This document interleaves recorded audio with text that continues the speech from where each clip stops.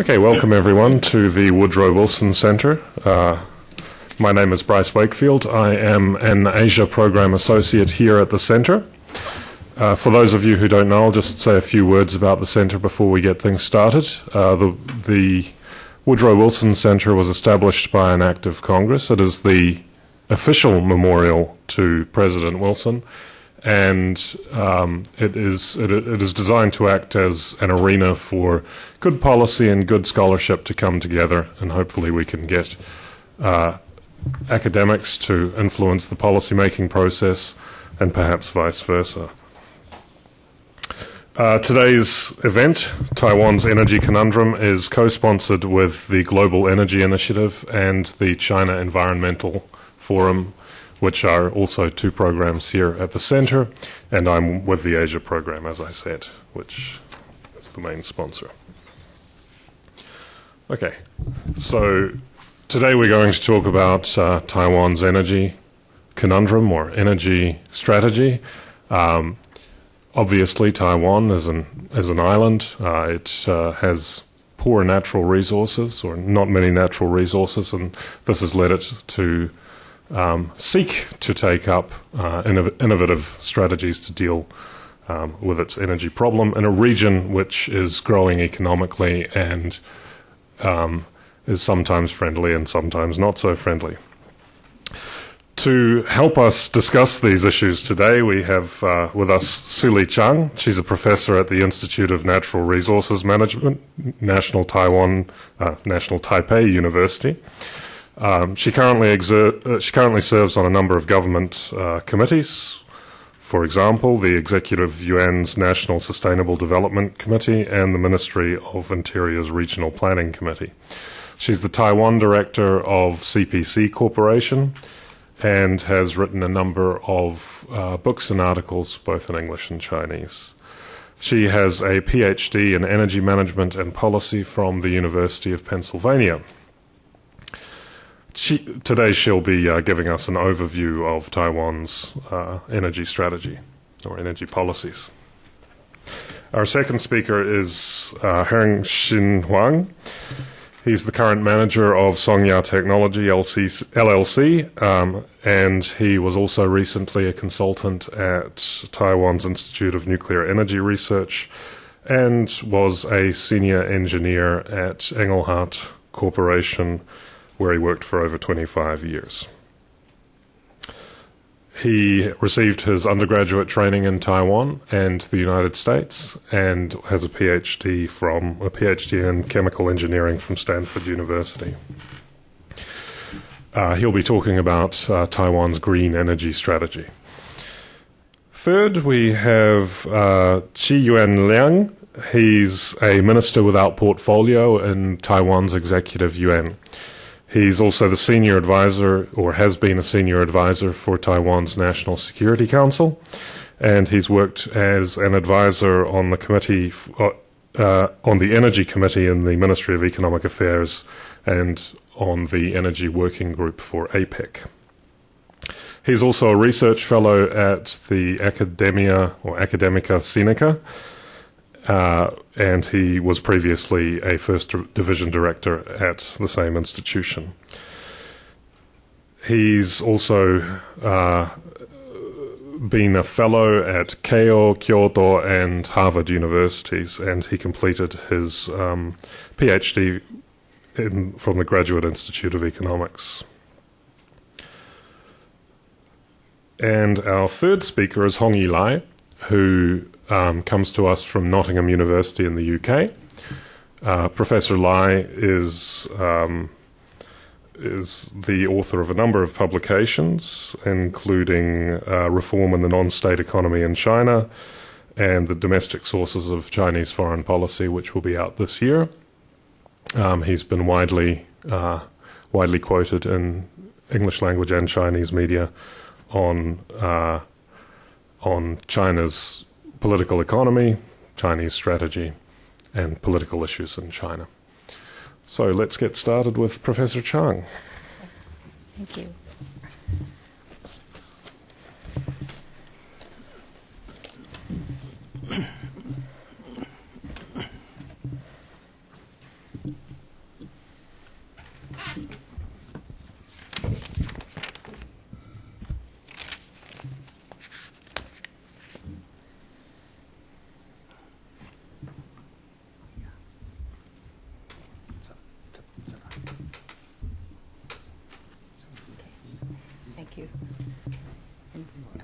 Thank you, Mr.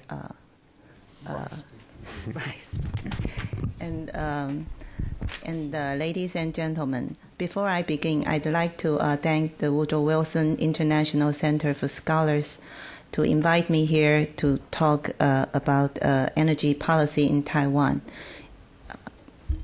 And today's my presentation is divided into 6 parts. After giving a short introduction, I will discuss the current energy situations and the salient energy features of Taiwan. And then I will present the energy policy evolution process. After that, in the 4th part, I will discuss and analyze the difficulties for the attainability of the policy objectives in Taiwan, and then opportunities for more rational allocation of energy resources will be presented finally with a conclusion. And this is the world map. And on this world map, Taiwan is relatively a small dot. And it is located off the southeastern rim of Asia, facing the Pacific Ocean in the east and Taiwan Strait in the west, just 160 kilometers off the southeastern coast of China. And this location makes Taiwan a natural gateway to East Asia. Taiwan is, as Bryce said before, is poorly endowed with indigenous natural resources. Yet Taiwan has long been renowned with its remarkable performance in economic development, in which sufficient and stable supply of energy has been deemed as one of the crucial factors in the making of the so-called economic miracle. And in these slides, the key data about the country's economic profile can be seen here. And the GDP, as you can see here, is ranked the 25th in the world. And the merchandise exports ranked 17th in the world, and the imports ranked 18th in the world. The statistics is in the year 2009. And the total primary energy consumption, as well as the total CO2 emission, shares about 1% of world's total. And in the second part, I'm going to introduce you the current energy situation and the unique features. Taiwan's total final energy consumption has increased by a factor of 2.35 over the past 2 decades, and with an average annual growth rate of 4.37%. Among it, industrial sector, as you can see here, consumes the largest share of the domestic energy consumption, which accounted for 52.48% in the year 2009, followed by transportation sector, residential sector, and service sector. And as look from the supply side, the total primary energy supply has increased by a factor of 2.6 over the past 2 decades. And the fossil fuel comprise about 91% of the total primary energy supply. Past statistics indicates that there exists a close interrelationship between energy and the economy, where changes in one will often cause fluctuations in the other. And it is noticeable that in the year 2009, the annual growth rate for both total energy final consumption and the primary energy supply dropped to minus 1.42% and minus 2.15% respectively from the previous year. And at the same time, a negative growth rate in real GDP in year 2009 is also observed due to the worldwide economic downturn. And in these slides, it shows the close coupling relationship among the energy demand, GDP, and CO2 emission in Taiwan. And however, in recent years, along with the evolvement of the concept of sustainable development, attempts have been made to break this kind of linkage. And therefore, the trends shown in these slides pose a serious challenge that the current extensive economic revival policy in Taiwan may lead to a worsened situation of increasing energy use as well as CO2 emission. And the challenge confronted Taiwan is especially stringent due to the uniqueness in energy situation, in which the following three are of special importance: high import dependency, isolated economics, electricity supply system, and highly concentrated on fossil fuel supply. And about the high import dependency in these slides, in the year 2009, the percentage dependency of imported energy is 99.27%. And by fuel, oil contributed the largest import share, followed by coal, nuclear, and natural gas. And also, the sources of imported energy is also highly concentrated. As take the coal, for example, in the year 2009, about 91% of Taiwan's coal supply comes from mainland China, Indonesia, and Australia. And the same thing happened for the crude oil. About 82% of crude oil comes from the Middle East area. And because Taiwan is an island, therefore the electricity supply system is isolated. And as a result of the lack of redundancies and interconnections with other regions, much higher generation reserve margins than elsewhere is required in order to ensure system safety and uninterruptible operation. Currently, the reserve margin is about 28%, and the backup capacities is generally fossil fuel based. And the other challenge is highly concentrated on fossil fuel supply, I have mentioned before. And in the third part, I'm going to introduce to you the process for the energy policy development. And during the first energy crisis, Taiwan formulated its first version of energy policy. And in the second energy crisis, this energy policy has been revised. And in the next year, in the year 1979, Energy Commission is established as the competent authority in charge of the energy policy in Taiwan. And in the year 2004, the Energy Commission is renamed the Bureau of Energy. And this is the key prospect in energy policy. And it's emphasized about stability, sustainability, efficiency, cleanness, and also energy security. And the master goal of this energy policy is to build a free, orderly, efficient, and clean energy supply and demand system. And in the year 2008, the framework of sustainable energy policy is promulgated by the government.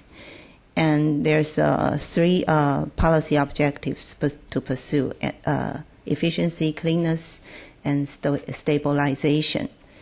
And for improving energy efficiency, the government pledged an annual improvement rate for energy efficiency set to be 2%. And energy intensity is expected to drop 20% in the year 2015 relatively to its 2005 level. And for developing clean energy, the government is pledged to reduce total CO2 emission to the level of the year 2000 in the year 2025. And the few share of low carbon energy use in electricity generation reaches from 40% to 55% or more in the year 2025. And as can be seen, the promulgated policy objectives has imposed heavy responsibility on electricity sector. And in this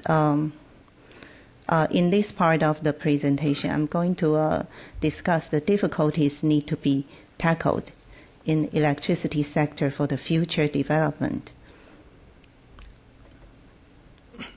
As can be seen in these slides, the electricity sector holds the largest share, as you can see the red square here, in domestic energy consumption in recent years.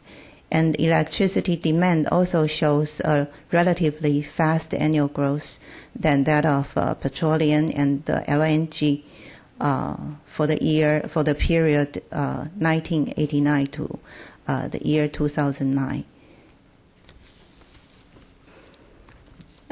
But because constrained by the availabilities of suitable site for large-scale deployment of renewable energy, the share of renewable energy in power generation will quickly reach its maximum once the options of available sites are exhausted, despite the ambitious targets set. And also the expansion use of LNG is also constrained by the land space requirement and also the suitable site for receiving terminal. And consequently, high carbon fossil fuel will remain to be the dominant form of energy for electricity generation in the foreseeable future. And after I talk about the difficulties, where the opportunities lies for Taiwan's energy policy. And there's two policy issues I'd like to emphasize here. The first is the energy pricing policy. I think is the direction the government needs to look at. And the other issue is the role of nuclear power in electricity generation. According to the basic economic theory, the market economy depends on price signal to correctly allocate its scarce resources to attain market efficiency. And incorrectly set price could lead to a distortion of market and misallocation of resources. However, energy pricing in Taiwan has long been under government intervention, that we can see a great deal of price rigidity.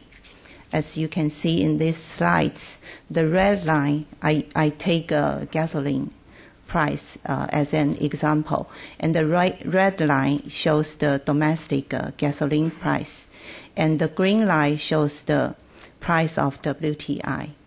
And you can see the relative rigid situation for the gasoline price for Taiwan. And although the government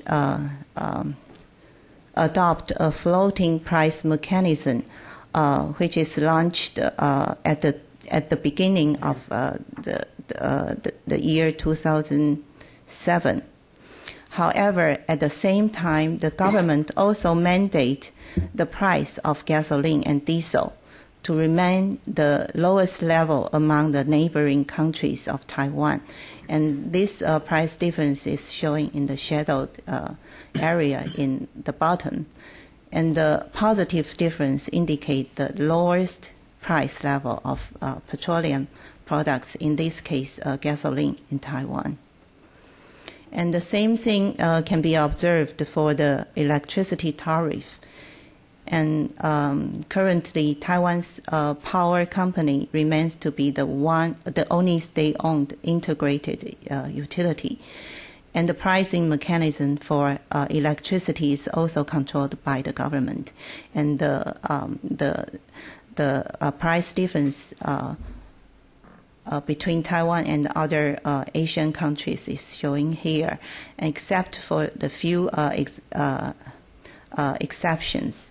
Most of the price difference is positive, which means Taiwan's electricity tariff is the relatively low than the other Asian countries.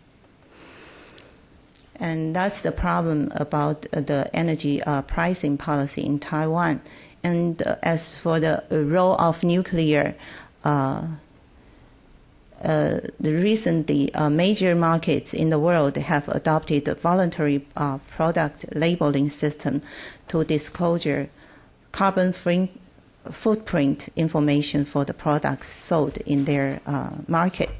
And this trend indicates that the competitiveness of particular product in the global market depends not only by cost, but the product's life cycle carbon footprint that embedded in the product.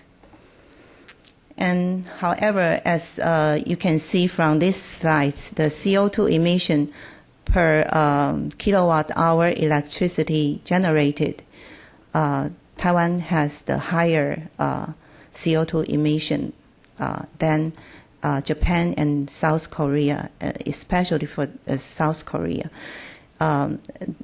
That realizing Taiwan's competitive advantages is at risk due to the relatively high electricity emission factor.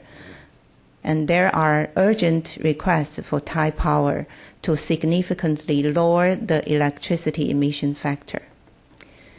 And nuclear power issue has been brought out under these circumstances that it can be treated as zero carbon energy in the process of electricity generation. And appeals for the elevation of previous energy-free homeland policy has been rising. However, due to the political sensitivity of the issues, consensus is yet to be formed. And finally, I come to the conclusion. And Taiwan is now at the crossroad that compromises among policy objectives are unavoidable in attainment of the 3E objectives. And the technology as well as market potential for respective low or zero carbon energies are there to be explored by removing the market intervention and to correct the distortion in the forms of both energy demand structure and the industrial structure. And price for each of the energy should be allowed to convey the full information regarding its internal as well as external cost imposed to the society to signal both energy demand and supply side to make necessary choice of adjustment. And the overall national competitiveness based on such domestic energy market environment thus can be strengthened. However, it requires professional involvement as well as political wisdom to effectively put the above policy objectives into practice. And thank you for your attention. Thank you. Great.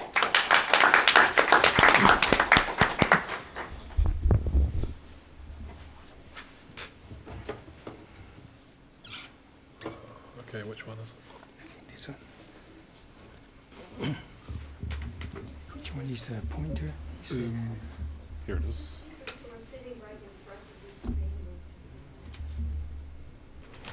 yeah, maybe that's a good idea. Okay.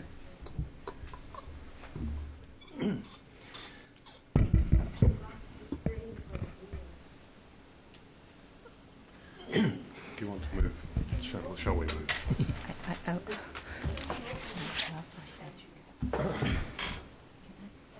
your chair. Oh, if you want to sit down the front. Yeah, maybe, yeah.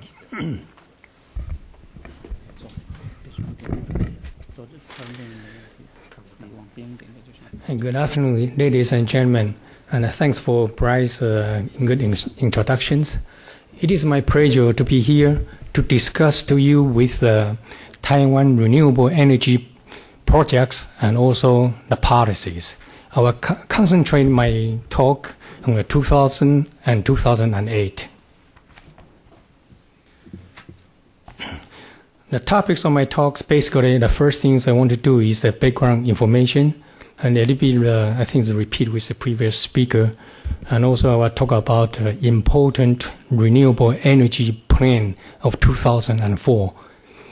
Then I will talk about the progress they make the last 6 years, and then at the end, I will talk about how to reduce the options of reducing the carbon dioxide productions. Then I will summarize briefly. As you know, Taiwan is really in the west side of the Pacific Ocean, and it's a small island. It's about the size a little bit smaller than the combined area of Delaware and Maryland. However, it has 23 million people, and believe it or not, there are 11 million motorcycles. And Taiwan is well known for the industries like semiconductors and a PC, personal computer, and a TI. I think before we talk too much about energy policy, I'd like to spend a few minutes talk about reality. In the past 6 years or maybe 10 years, people talk about additional nuclear power plants. However, the additional nuclear power plant will face some serious problems, especially the storage issues, because Taiwan is such a small island, and there's a little space between the town and the nuclear power plants. And so in terms of emergency, you may have the emergency evacuation and also may have radiation leak problems. And politically, I think in year 2000s, Democratic Progressive Party, the DPP, they won the elections. And one of their election platforms is to eventually remove the non-nuclear power plants from Taiwan. So in the future, when we talk about nuclear power plants, this is a political issue may have to deal with. However, I think that Taiwan is really very high in terms of carbon dioxide productions. And mainly the carbon dioxide is come from power plant. And most of the power plants come from a coal-fired power plant, and also from a transportation like automobiles and motorcycles. Like I just mentioned earlier, every 2.2 person has one motorcycle or scooter, so generate a lot of carbon dioxide. I think the DPP, one of their functions is to eventually, like this one, eventually remove the nuclear power plant. So they have to find a way to produce electricity while still reduce or minimize the carbon dioxide productions. I think when they took over the countries in 2000s, and they assemble a lot of technical persons, and they evaluate all the options, what they can do to generate electricity and minimize carbon dioxide productions. The first thing come to mind is really solar energies, because Taiwan is in the subtropical area, and Taiwan is also in the South Taiwan. There are 300 days per year of sunlight. So one of the biggest advantages Taiwan has is solar energy.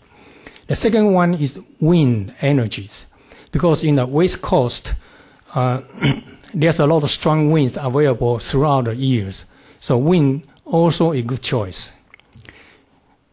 The third one is fuel cells. fuel cell technologies.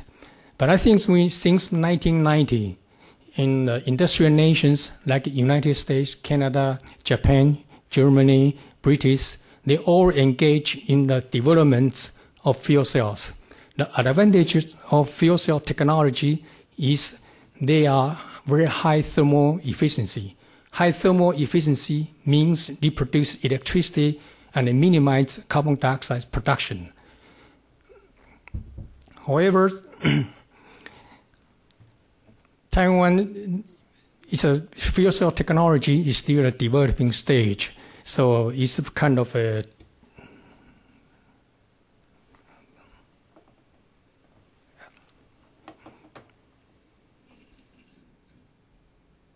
anyway, I missed that one. But page up.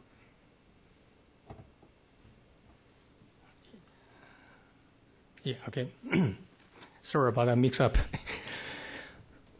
So, Taiwan, they want to study all sorts, different types of fuel cell technology, like PEM fuel cells, solid oxide fuel cells, and phosphoric acid fuel cells, and also molten carbonate, different type of technologies. And Taiwan is also an agricultural country in the past, so they have a good agricultural backgrounds. So they want to, as you know, you can produce biofuels from agricultural products. That means they can produce biodiesel or bioethanol from the rice or from corn. So that's a good. So they want to combine the fuel cell technology as well as fuel cell, as well as biofuel together. So in this case, really, these options really very aggressive for them, and a lot of work has to be done. But I think they decide to do that. The other choice is really geothermal energy, because as you know, Taiwan has a lot of hot springs throughout the island. That means that there's a lot of potentials, geothermal potential available. And also in the east coast of the Taiwan Islands, under the sea, in the Pacific Ocean, there's a strong current, ocean currents available. So if they can develop some sort of turbine, in deep sea turbines, then there will be some free energy available also. So upon looking at those options, I think in 2004, they decided to concentrate on solar energy, biofuel, wind energy, and also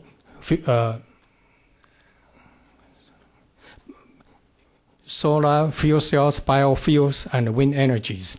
And they expect to produce around 10% of electricity by the year 2020. To do that aggressive schedule, National Science Council, that's NSC, National Science Council, decides to convert INER.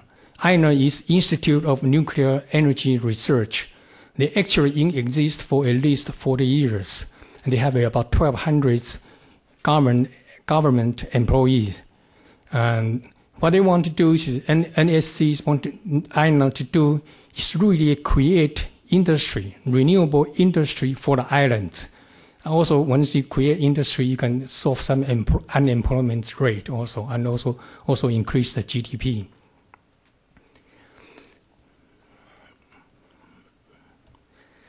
Since they have to create industry, so their research has to be like a raw material development, new process development, and also write up specification, and also the mathematic model.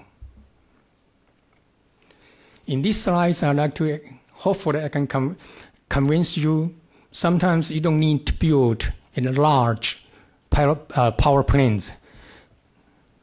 For example, this is the main power plants. In these large buildings, these two, the 101, Taipei 101, also large shopping center, they use a lot of electricity, and this electricity has to be supplied by the main power plant.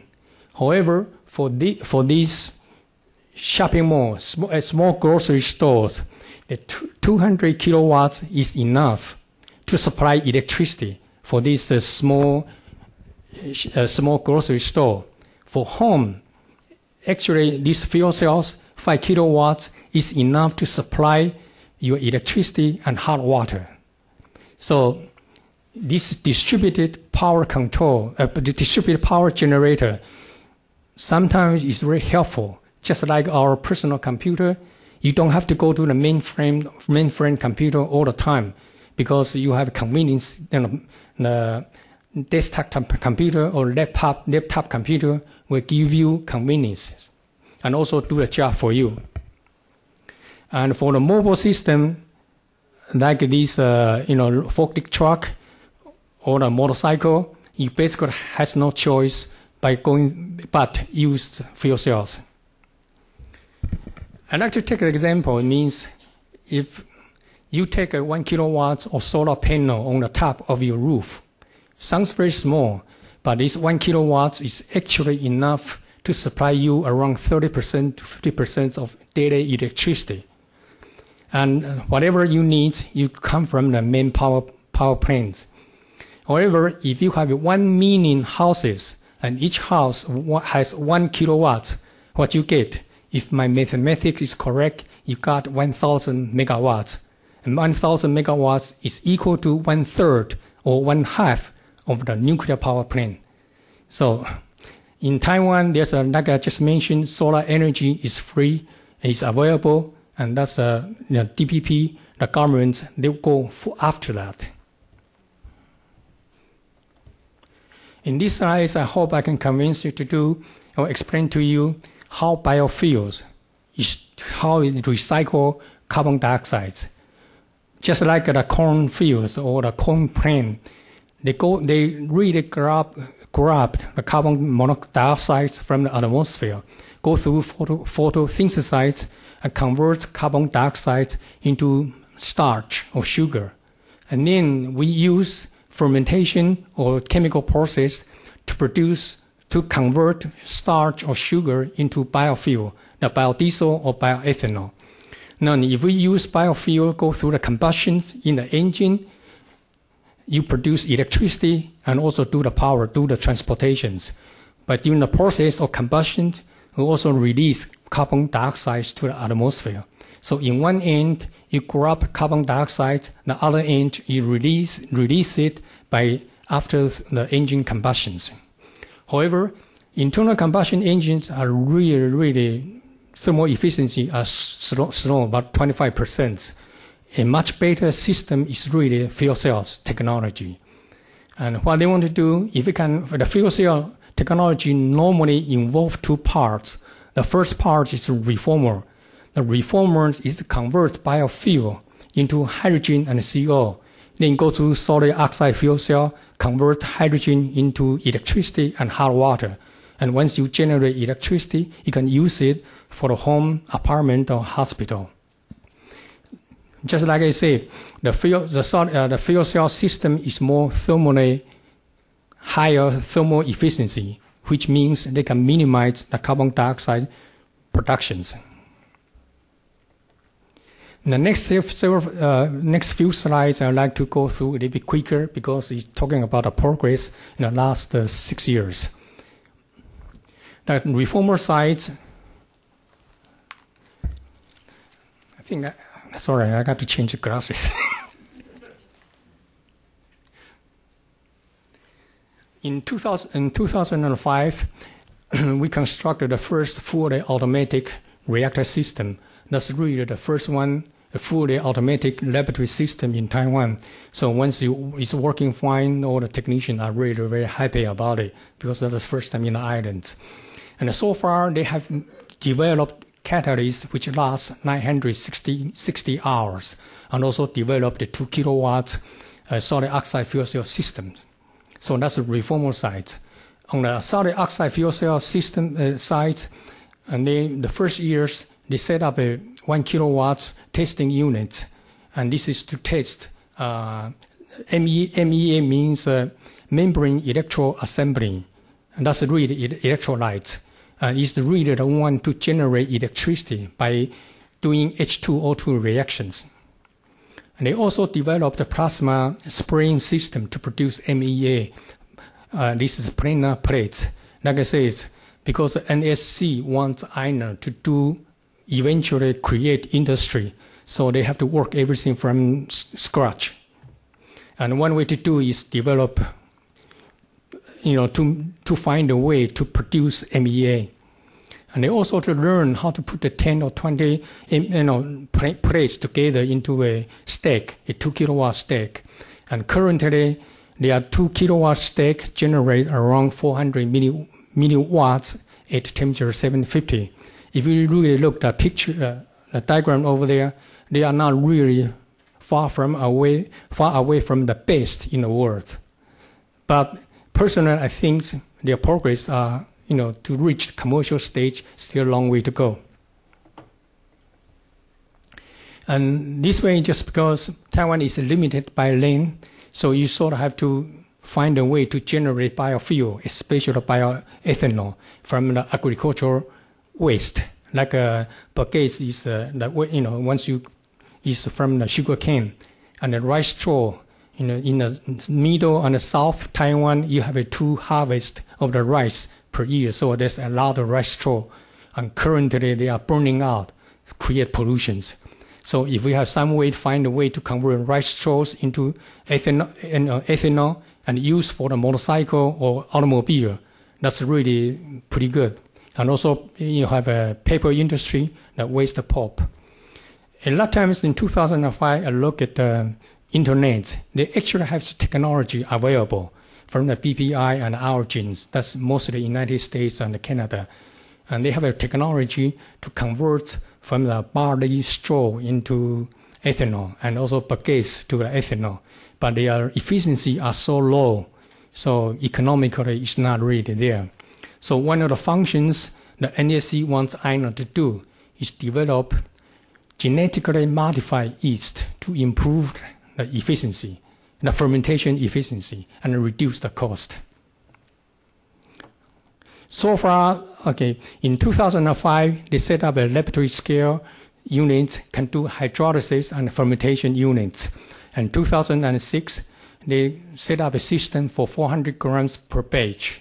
In 2007, they have 10 kilograms per unit. And last year, they set up a system for 1 ton of rice straws. And this is solar. Actually, solar has a high concentrated photovoltaic solar plant. And they constructed 1 megawatts in last years. And there's basically is using the optical lenses to concentrate the light to the smaller area. So use gallium arsenide to produce electricity, and the efficiency can be 30% or 40%. And this is a government-funded project. It's $8.34 million, and now 90% is really domestic part. And if you really look around here, for this 1 megawatt solar plant, they can reduce about 700 tons of the CO2 as compared to the coal power plant, or save 1,000 tons compared to the gas-fired plants. So solar energy is free, sort of free, but it's very expensive at the beginning. But you do not produce carbon dioxide. And this is the wind turbines.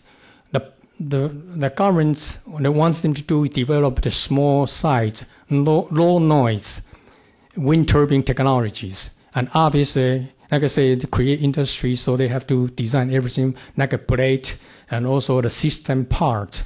And so far, they have a construct 1 kilowatts and 25 kilowatts prototype system. And I'll talk a little bit about options. The first option come to mind is some of the old power plants. the power plants, their real efficiency are really low. So they should use updated, like a combined cycle technology, combining gas turbine and steam turbine to improve the thermal efficiency at least 5 to 10%. And for the coal-fired plant, they can do the IGCC, that's the integrated gasification combined cycle. And in the futures, if iron is successful, developing the solid oxide fuel cell, you can combine with IGCC, will further improve thermal efficiency by at least 5%. Another way you can do is to do the carbon dioxide capture by adsorption methods, by calcium, magnesiums, and also sequestration capacity. Sequestration is really you compress the carbon dioxide to a high pressure and put into the deep ocean and storage in the deep oceans. However, personally, I don't quite like these sequestrations because eventually carbon dioxide will release, especially after the earthquake. Another thing I think they can do is the algae farm. Because I watch a Discovery Channel, algae, some species, they can grow 3 feet per day. That means they capture a lot of carbon dioxide. Compare this more efficient to capture carbon dioxide compared to trees. So that's one way they can do. And actually in the research center and university, they do a lot of work on the algae. And I think the conserved electricity is really you convert to the LED light bulbs and make more efficient the household. Those are really common. As to the nuclear power plants, currently there are 3 nuclear power plants generating around 4,900 megawatts. And the number 4 power plants will come on stream at the end of 2011, the next years. And I think the power plant number 1 and number 2, they are kind of about 25 years old, and they almost reached their design life. So they have the Thai power has to do something. The first thing come to mind is apply for life extension and upgrade for the safety, because they do have a very good safety records. And however, in order to apply the life expectancy, because their storage designed for 30 years, so they don't have enough spare storage capacity. So the iron started another project is new dry storage project, and this dry storage is to increase capacity. Simultaneously, they followed all the United States designs and practice and regulations. If they are successful, they can extend the nuclear reactor number 1 and number 2 for additional 20 years. However, regardless what you do, waste storage, the nuclear waste radiation storage still a serious problem in Taiwan. And this is really, I put these aggressive options. This is you sort of in the west side of the islands, there's there's a marine, there's an ocean, and they want to develop is a marine energy farm. Energy farm is to combine wind, solar, and also algae, and also in the same time you raise or grow fish pond. This is very good ideas, but I think there's a lot of work to do.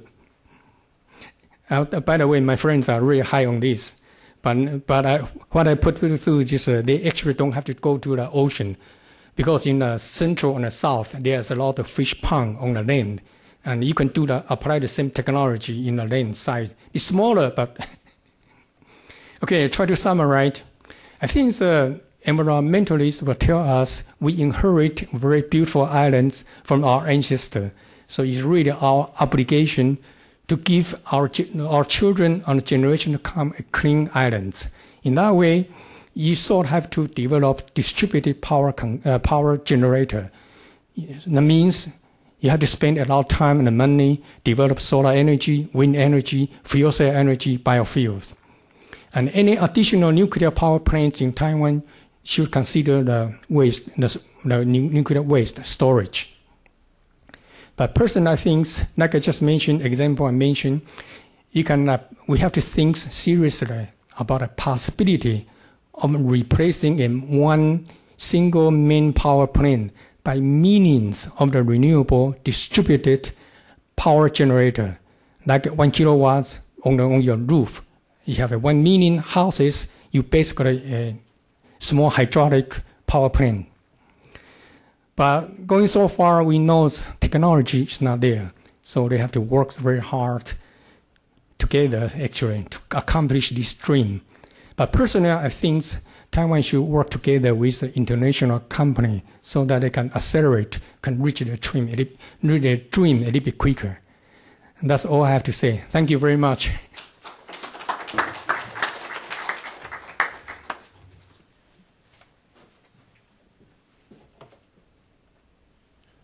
Very good.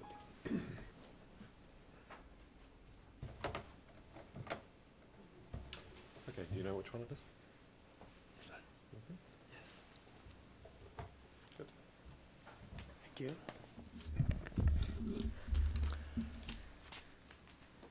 It's a great honor for me to be invited here. I would like to thank Bryce and Susan for their considered arrangement. And ladies and gentlemen, and the topics I'm going to share with you today is energy security and policy in Taiwan.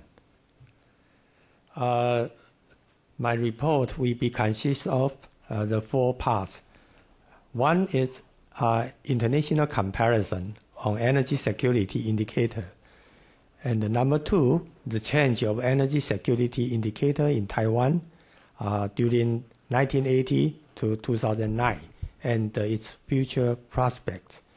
And number 3, it's ways to improve the energy security of Taiwan in the future. Lastly, possible U.S.-Taiwan cooperation on energy development and global warming issue, including the energy security issue. So now, international comparison. The imported energy ratio or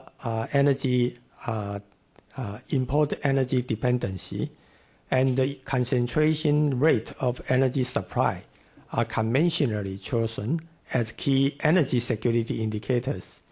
In addition, for coping with the global warming issue, CO2 per capita, CO2 GDP ratio are also important to be considered.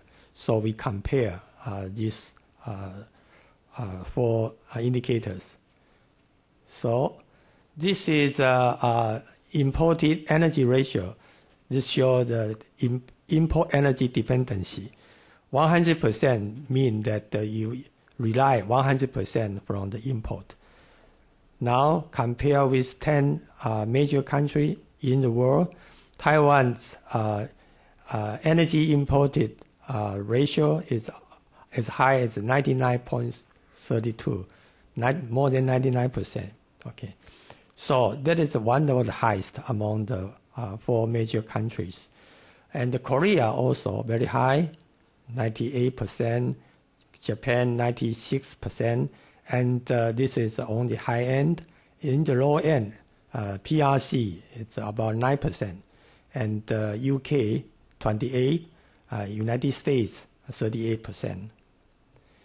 And even excluding nuclear as a import energy, that is some other country define nuclear as a quasi-indigenous energy. So sometimes we can exclude nuclear. Even exclude nuclear, energy imported in the total energy supply still as high as 90%. Taiwan, lower, much lower than 99%, but still the highest in the world. Okay.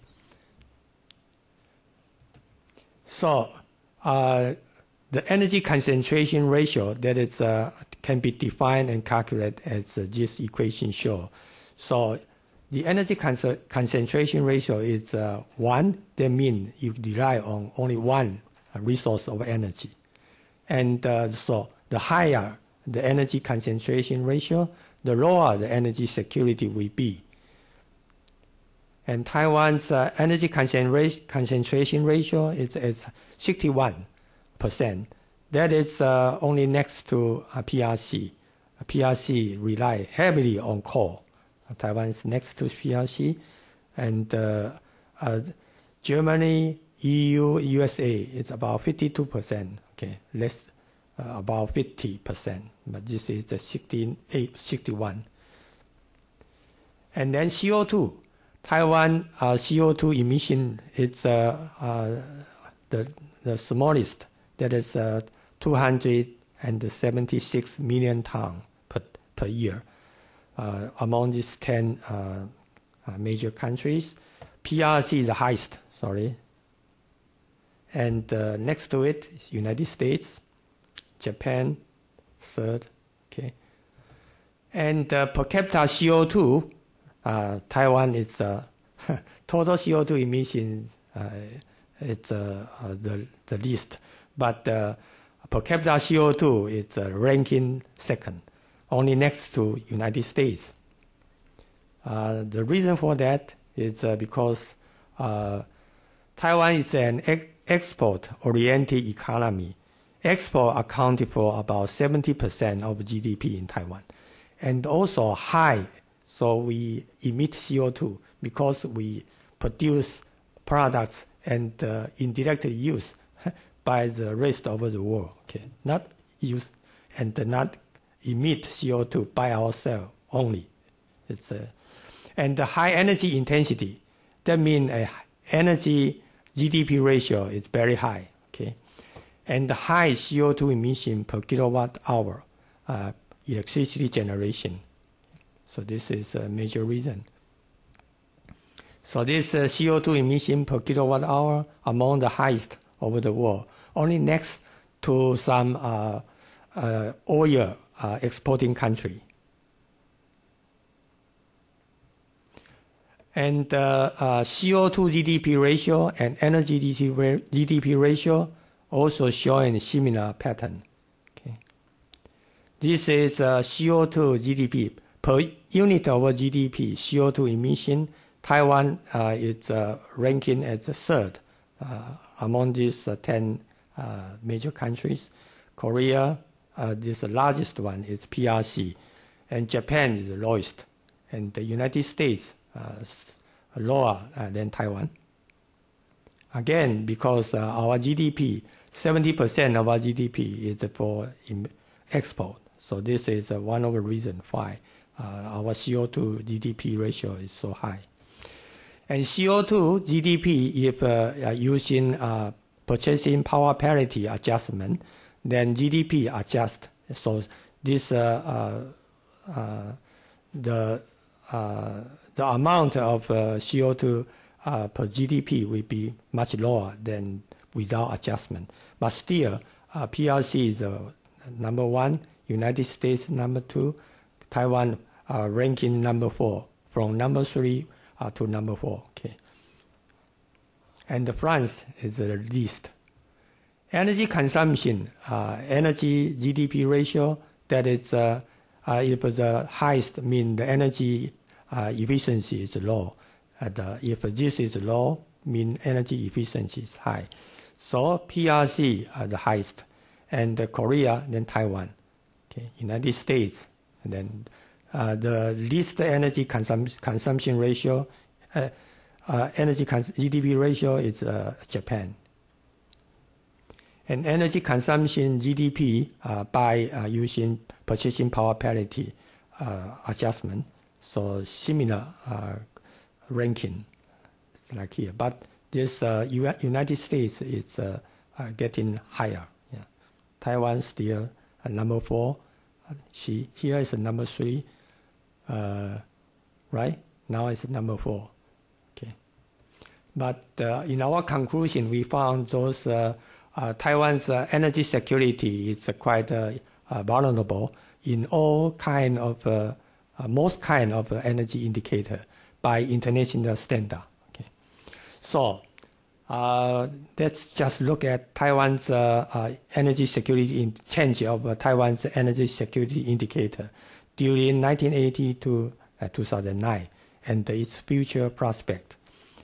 This show first about imported energy ratio import energy ratio increased from about 86% in year 1982 to 99.33% year 2008. Okay.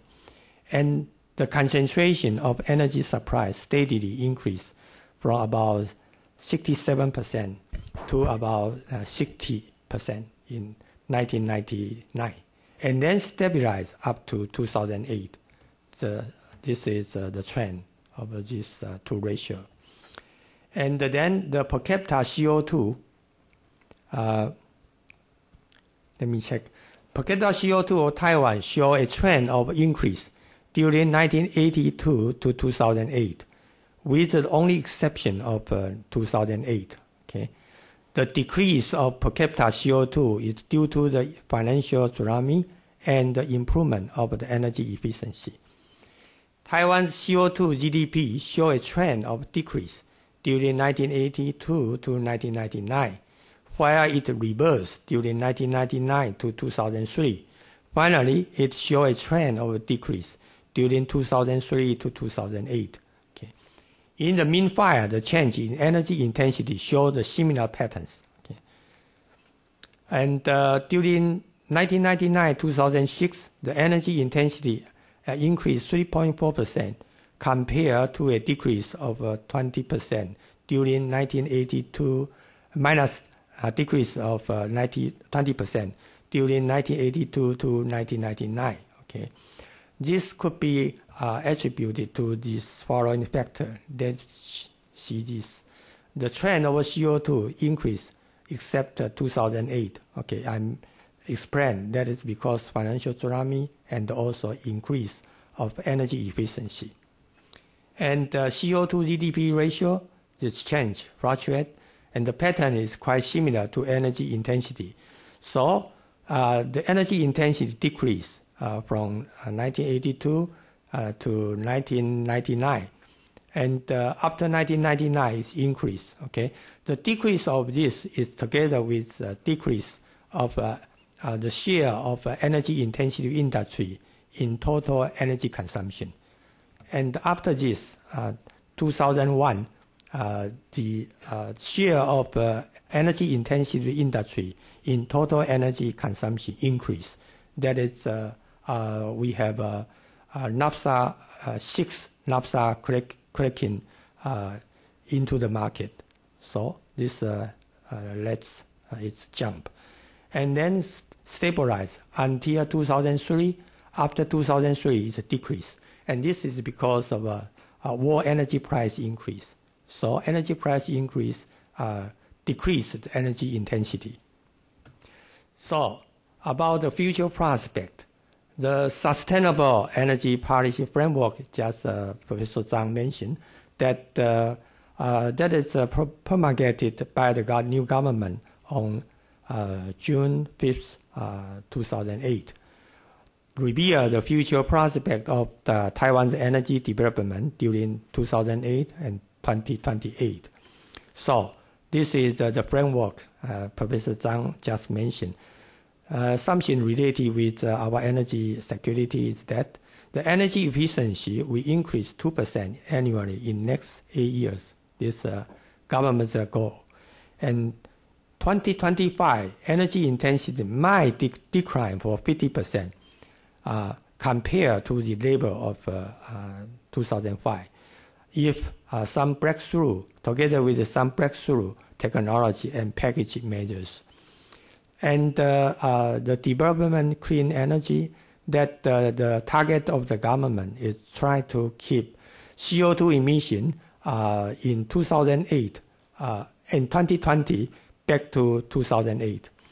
And the amount of CO2 emission in 2025, we go back to the level of 2000. And the amount of CO2 in 2050 will be half of the level of 2000.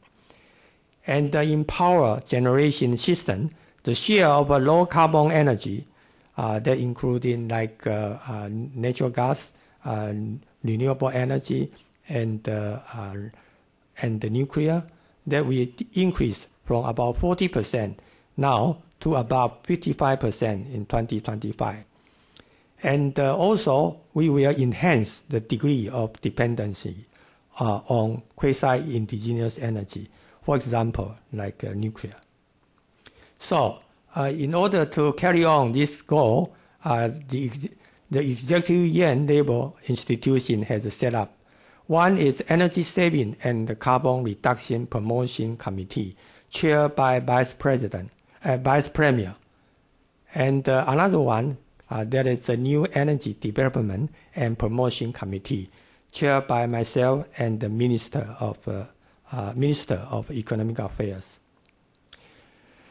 And how the approach to improve the energy security of Taiwan in the future, that including first to promote the renewable energy to reduce the CO2 emission per kilowatt hour. Okay, so the renewable energy now consists of about 7.6% of our electricity generation capacity. That is going on double in about 15% by 2025. But still, there's some limitation of renewable energy. Although we already passed the Renewable Energy Development Act on July 8, 2009, to develop clean energy, renewable energy. But we had to admit we have a limitation for the renewable energy development in Taiwan. First, renewable energy is most costly than the traditional fuel. For example, the solar PV per kilowatt hour is about New Taiwan dollar $12 to $14. But average generation cost is 2 New Taiwan dollar per kilowatt hour, 6 times, even 7 times. So it's more costly. But for wind power, it's about $2.35. So it's more acceptable. But for some renewable, it's very costly. It's unstable. Without wind, without power, without sun, without power. Okay, so it can be relied as a reserve capacity. Okay, and cannot substitute for some energy like nuclear. And this is by nature limitation. And the following is a limitation in Taiwan. Resource of renewable is quite limited. For instance, hydro energy only share about less than 1% of total energy supply in Taiwan. And also high population density. That means we are scale of land, and land and space is needed for renewable energy development. Okay. So the strategy to promote energy, renewable energy, that is, we should separate renewable energy promotion and development of renewable energy in industry. Okay. For the promotion of renewable energy, 2 criteria must be applied. 1, energy output minus energy input should be greater than 0. For instance, energy output input ratio should be greater than 1. Okay. For some biofuel, when you produce this biofuel, you had to plant the biofuel plant, and that need a lot of energy. And still, you need energy for refining, for transportation. So the total energy output should be greater than input. Otherwise, you should not develop that kind of renewable energy. And also, we had to consider cost. Production cost of renewable energy, of course, is greater than traditional energy.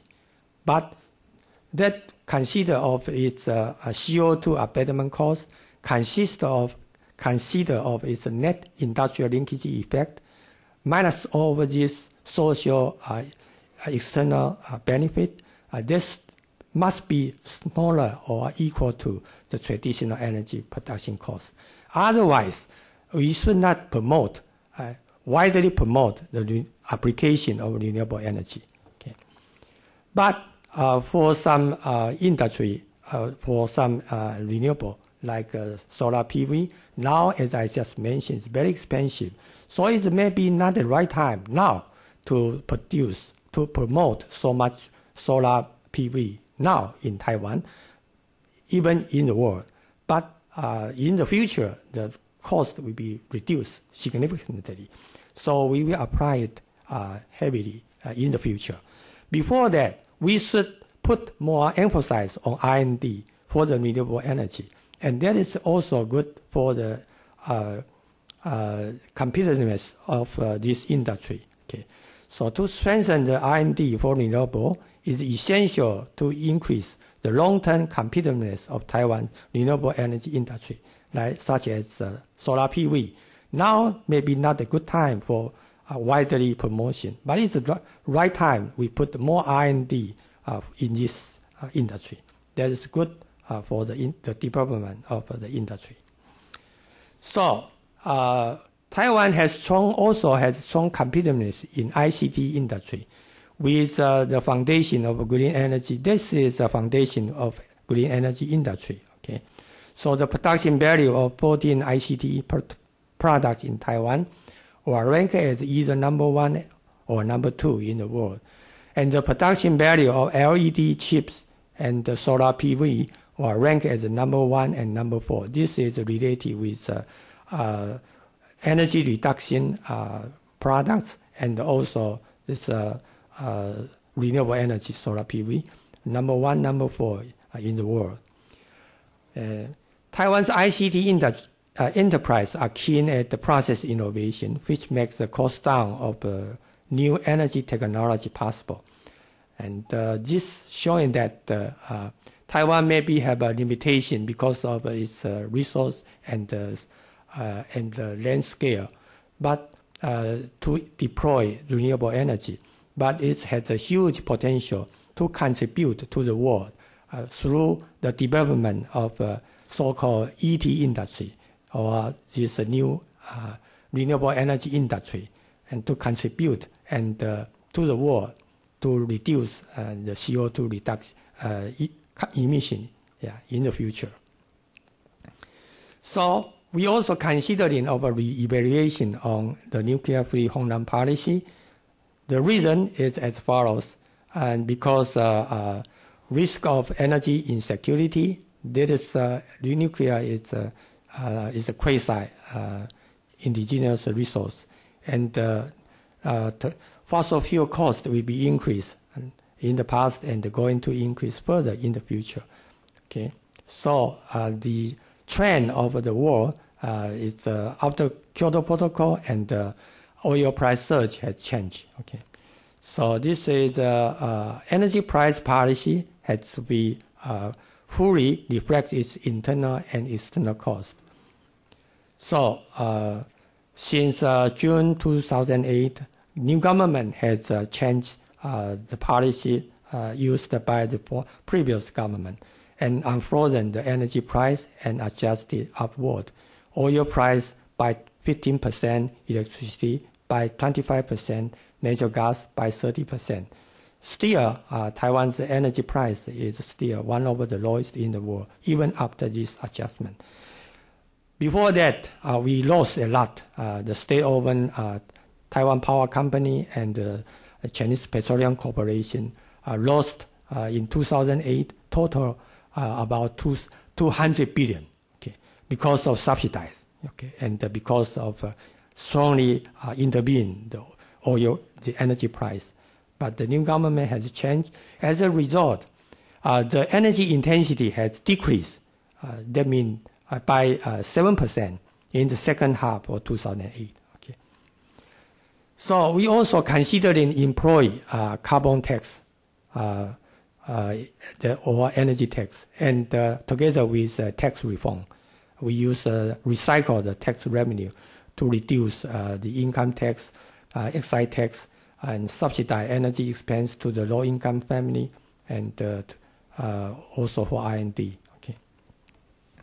Also, we need industrial restructuring. We had to promote the less energy-intensive industry, such as the service industry, and to demand energy-intensive industry, such as steel, cement, petrochemical, to provide a CO2 offset plan when investing in new projects. So the new government has also amended the Energy Management Act last year to promote energy saving measures. Also has sent a greenhouse gas emission reduction bill to the recipient to the parliament for approval. And we are also trying to needed to apply to enter in the UNFCCC in order to have a overseas CO2 offset plan for those energy intensive industry. So the possible U.S.-Taiwan cooperation on energy development and global warming issue. Number one is about nuclear energy industry in Taiwan, because a resurgence of interest of nuclear energy needed the on-time solution for nuclear waste treatment. Okay, and now not enough pool already capacity for the next batch of spent fuel for Taiwan's nuclear one power plant. And you know, although we want to treat this waste, nuclear waste, we need approval of the United States. And then after that, we can take it, maybe recycle abroad, France or other country, or Japan or UK. And this needs the approval of the United States. And I think this is also useful and needed for United States, because the nuclear is already reborn. Okay, this market is going to be grow very fast in the future. But United States saw a lot of nuclear facility to the many countries, but if they're not doing anything to help those countries to make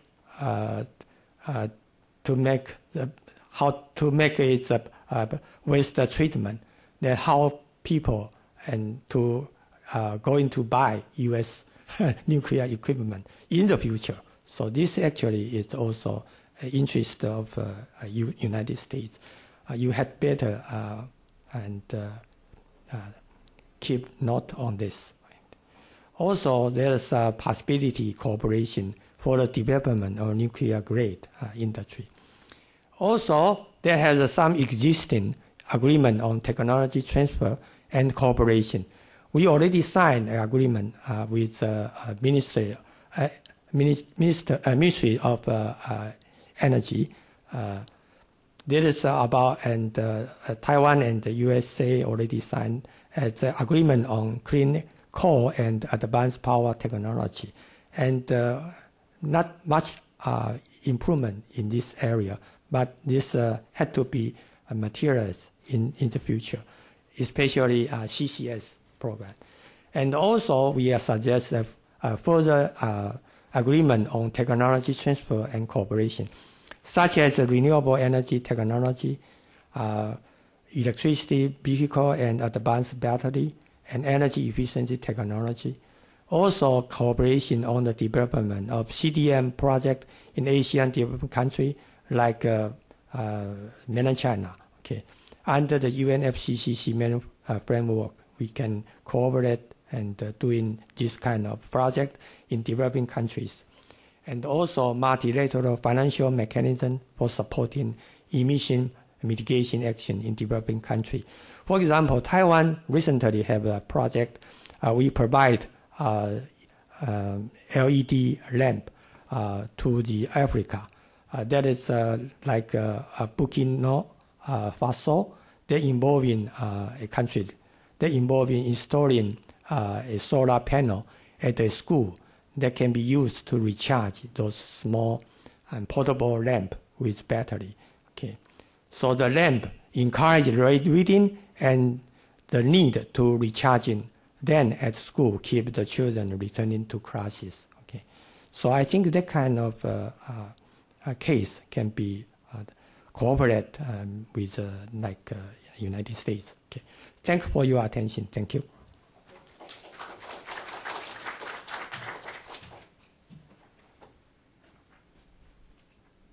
Thank you, Minister. Next is Hongyi, who is going to be talking to us about China-Taiwan energy relations.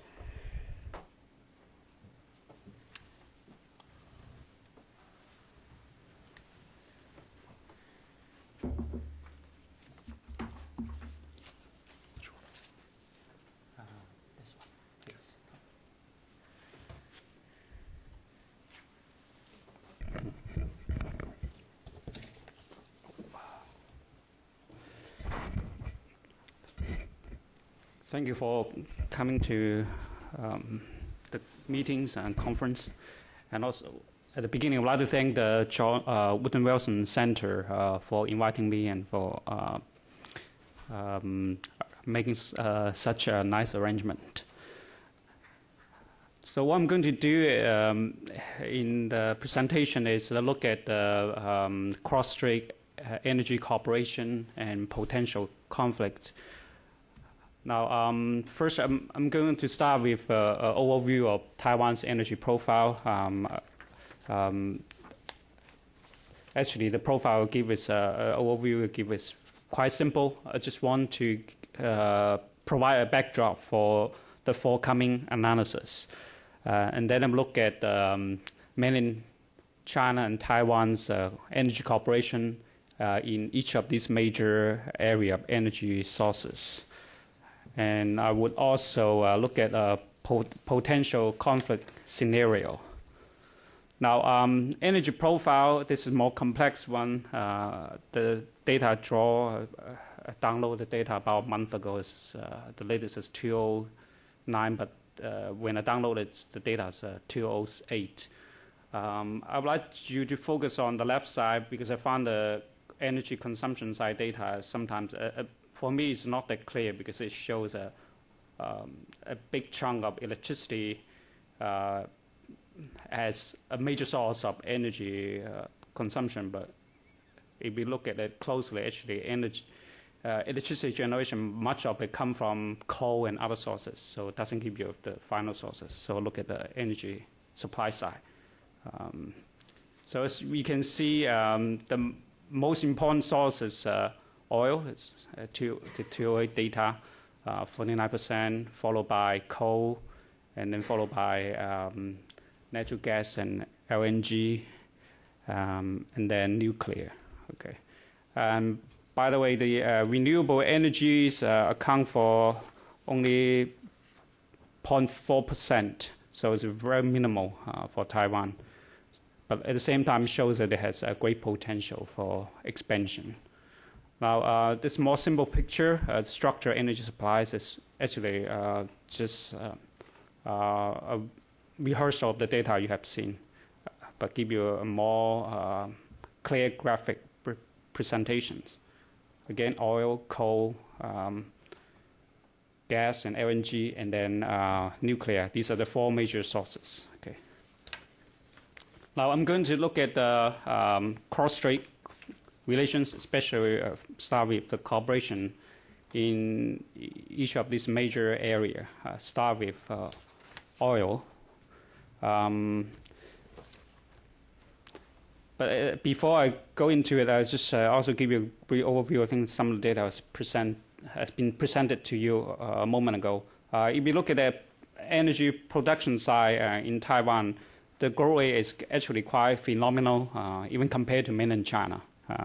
Many people talk about the economic growth rate in China and also in the wake of it, very high demand and growth rate in energy supplies.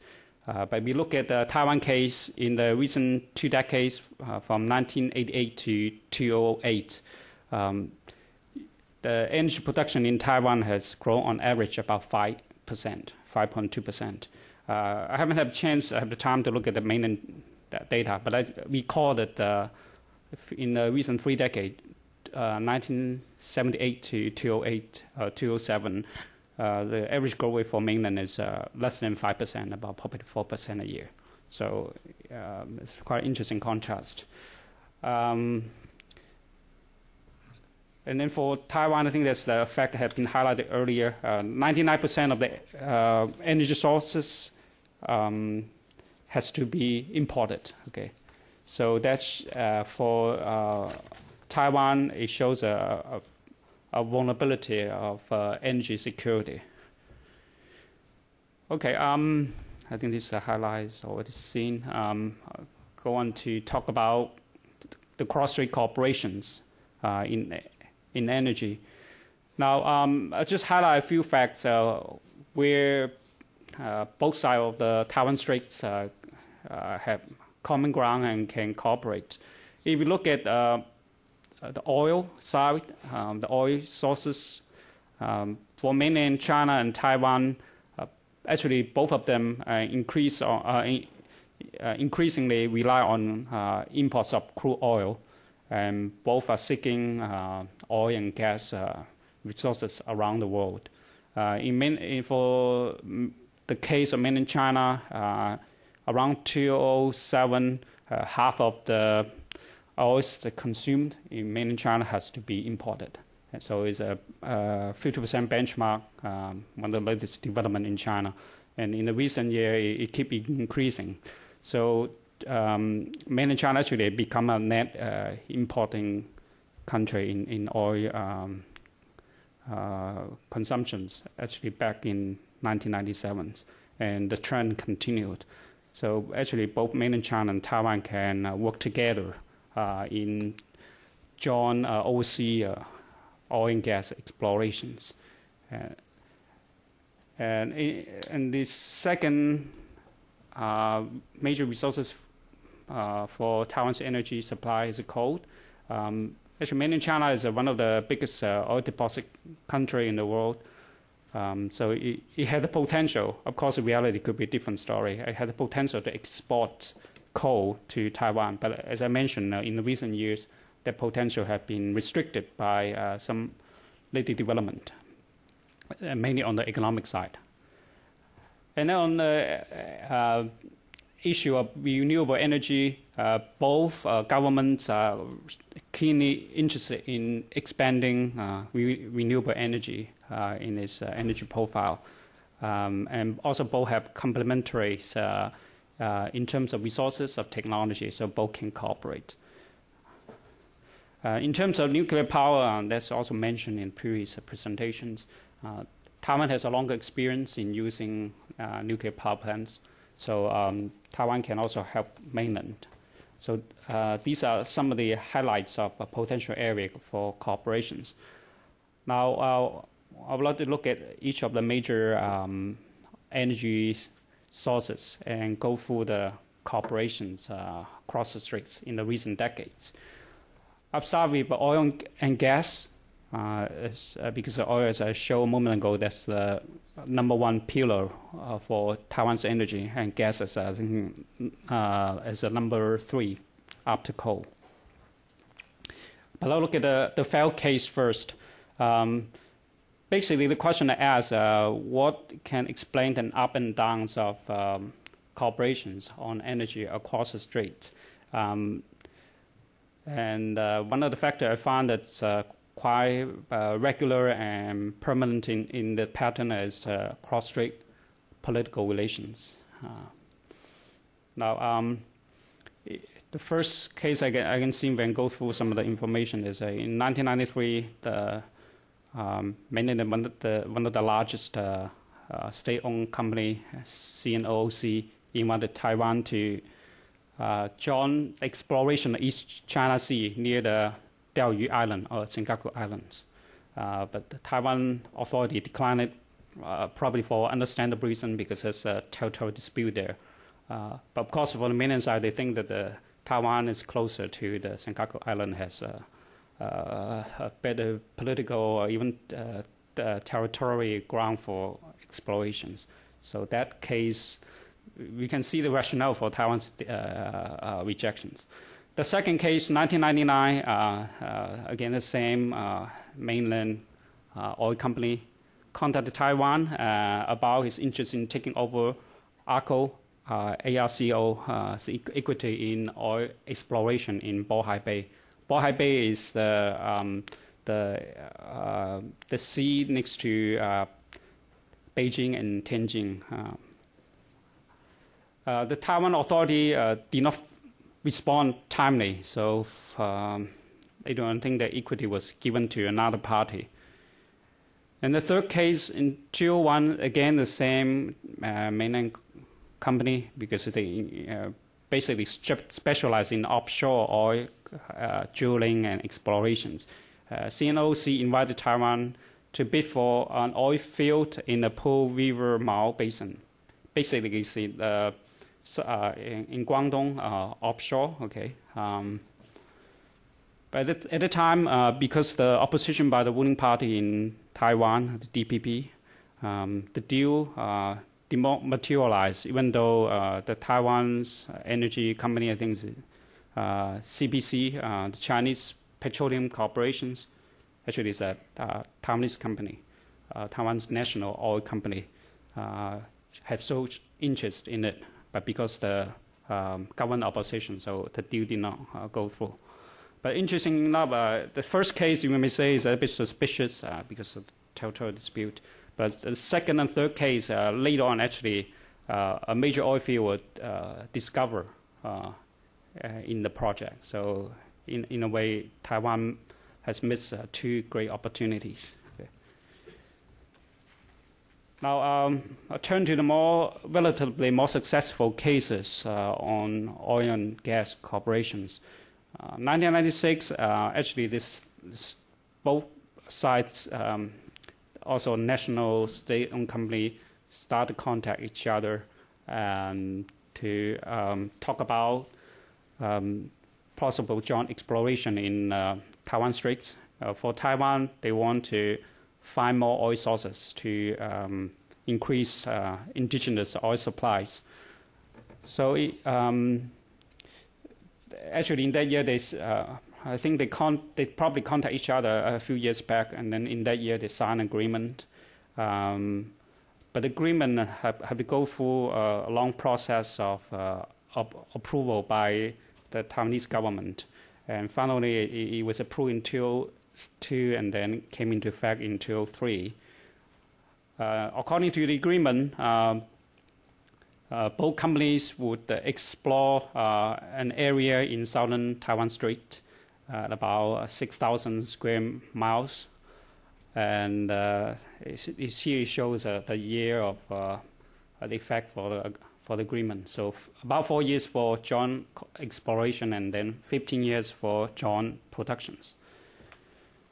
Now another deal is also struck between the CPC, again the Taiwan state-owned company, and China Aviation Oil is under one of the biggest mainland China state-owned company, China National Petroleum Corporation, known as CNPC. According to this deal, CPC will refine crude oil and then ship the product, diesel and liquid fuel, but not directly, have to go through the third area, probably like Hong Kong, to mainland markets. And then also in 2002, the CPC decided to work with another subsidiary of CNPC, Great Wall Lubricant Company, to sell its lubricants to the to the large mainland markets. Excuse me. But then later on, I think the cooperation in oil and gas did not go much further because the political situation in Taiwan. I think in 2000, the DPP won the election, and then it was re-elected again in around 2004. So the cooperation after 2004 actually become a lot less. Of course, that also related to some of the development in explorations. For example, the CPC and CNOC agreed to explore the area in southern Taiwan Strait. In 2005, they drill a well, but do not find any oil. And also at that time, political atmosphere has changed. So afterwards, joint exploration was terminated. And it started to warm up with the returning to power of the Nationalist Party in 2008. So here you show, indicate here in 2009, there are 4 documents signed between the oil company of both sides of the straits. The first one is a letter of intent for cooperation in a number of areas, exploration abroad, transfers of ownership of oil fields abroad, joint bidding overseas, exploration of natural gas, refinery of crude oil, trade of crude oil and oil product, and technological exchange. Okay. The second document basically is a renewal of the Tai-Chao oil agreement. Remember, a moment ago to talk about the Jordan and Taiwan Straits. So this agreement is extended to 2010. At the same time, the area for joint exploration had been expanded from 15,000 square kilometers to 38,000 square kilometers. And the third document is agreement on joint exploration in the third largest island of the Fujian province on the other side of Taiwan Strait.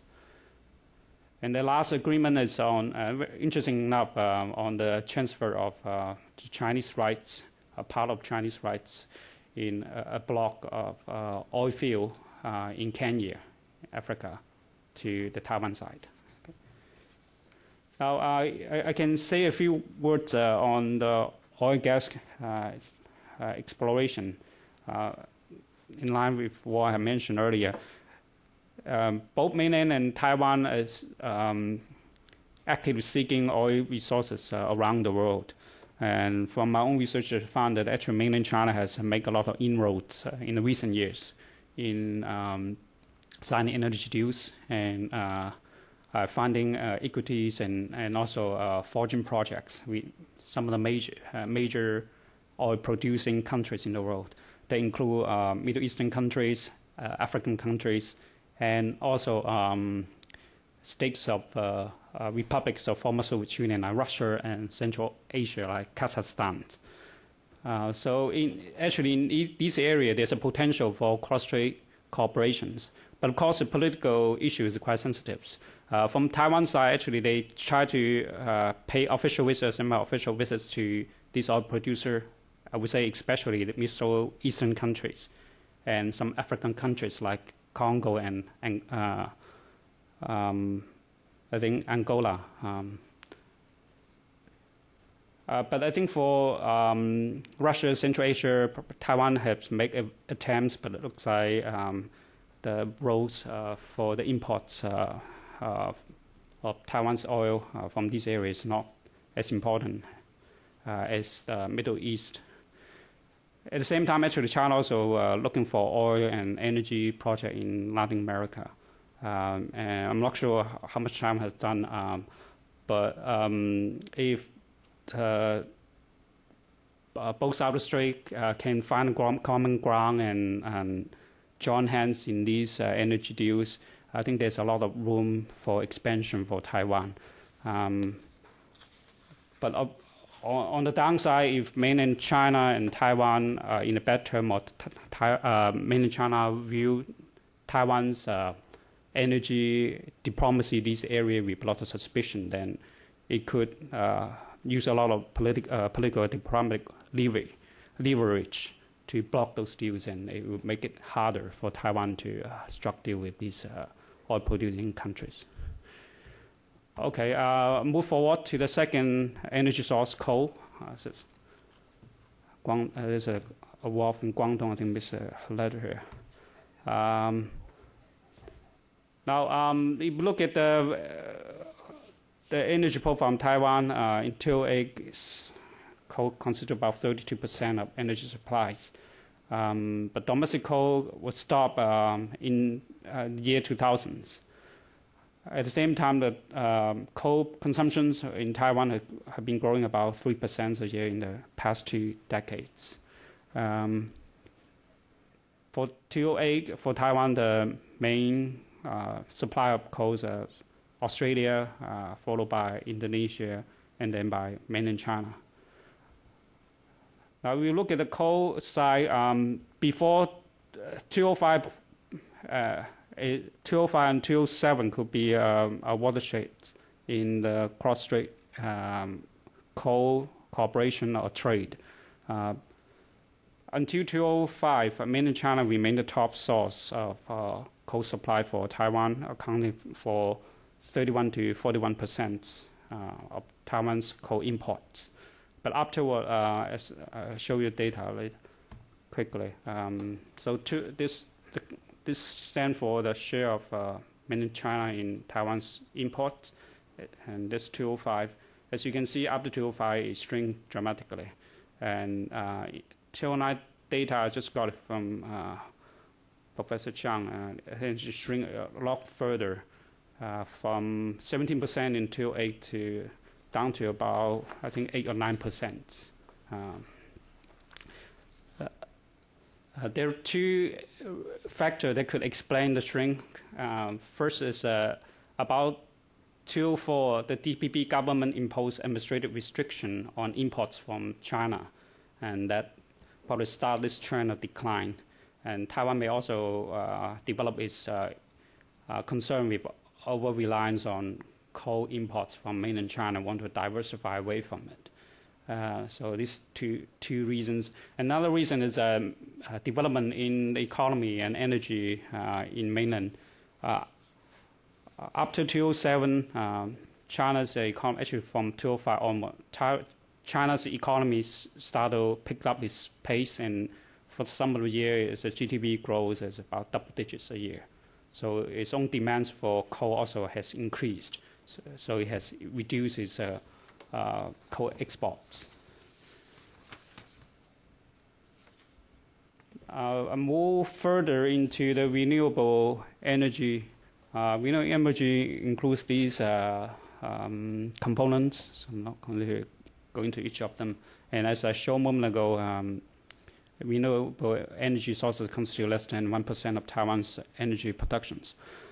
But actually, for mainland China, shockingly, it has made a lot of inroads into renewable energy productions.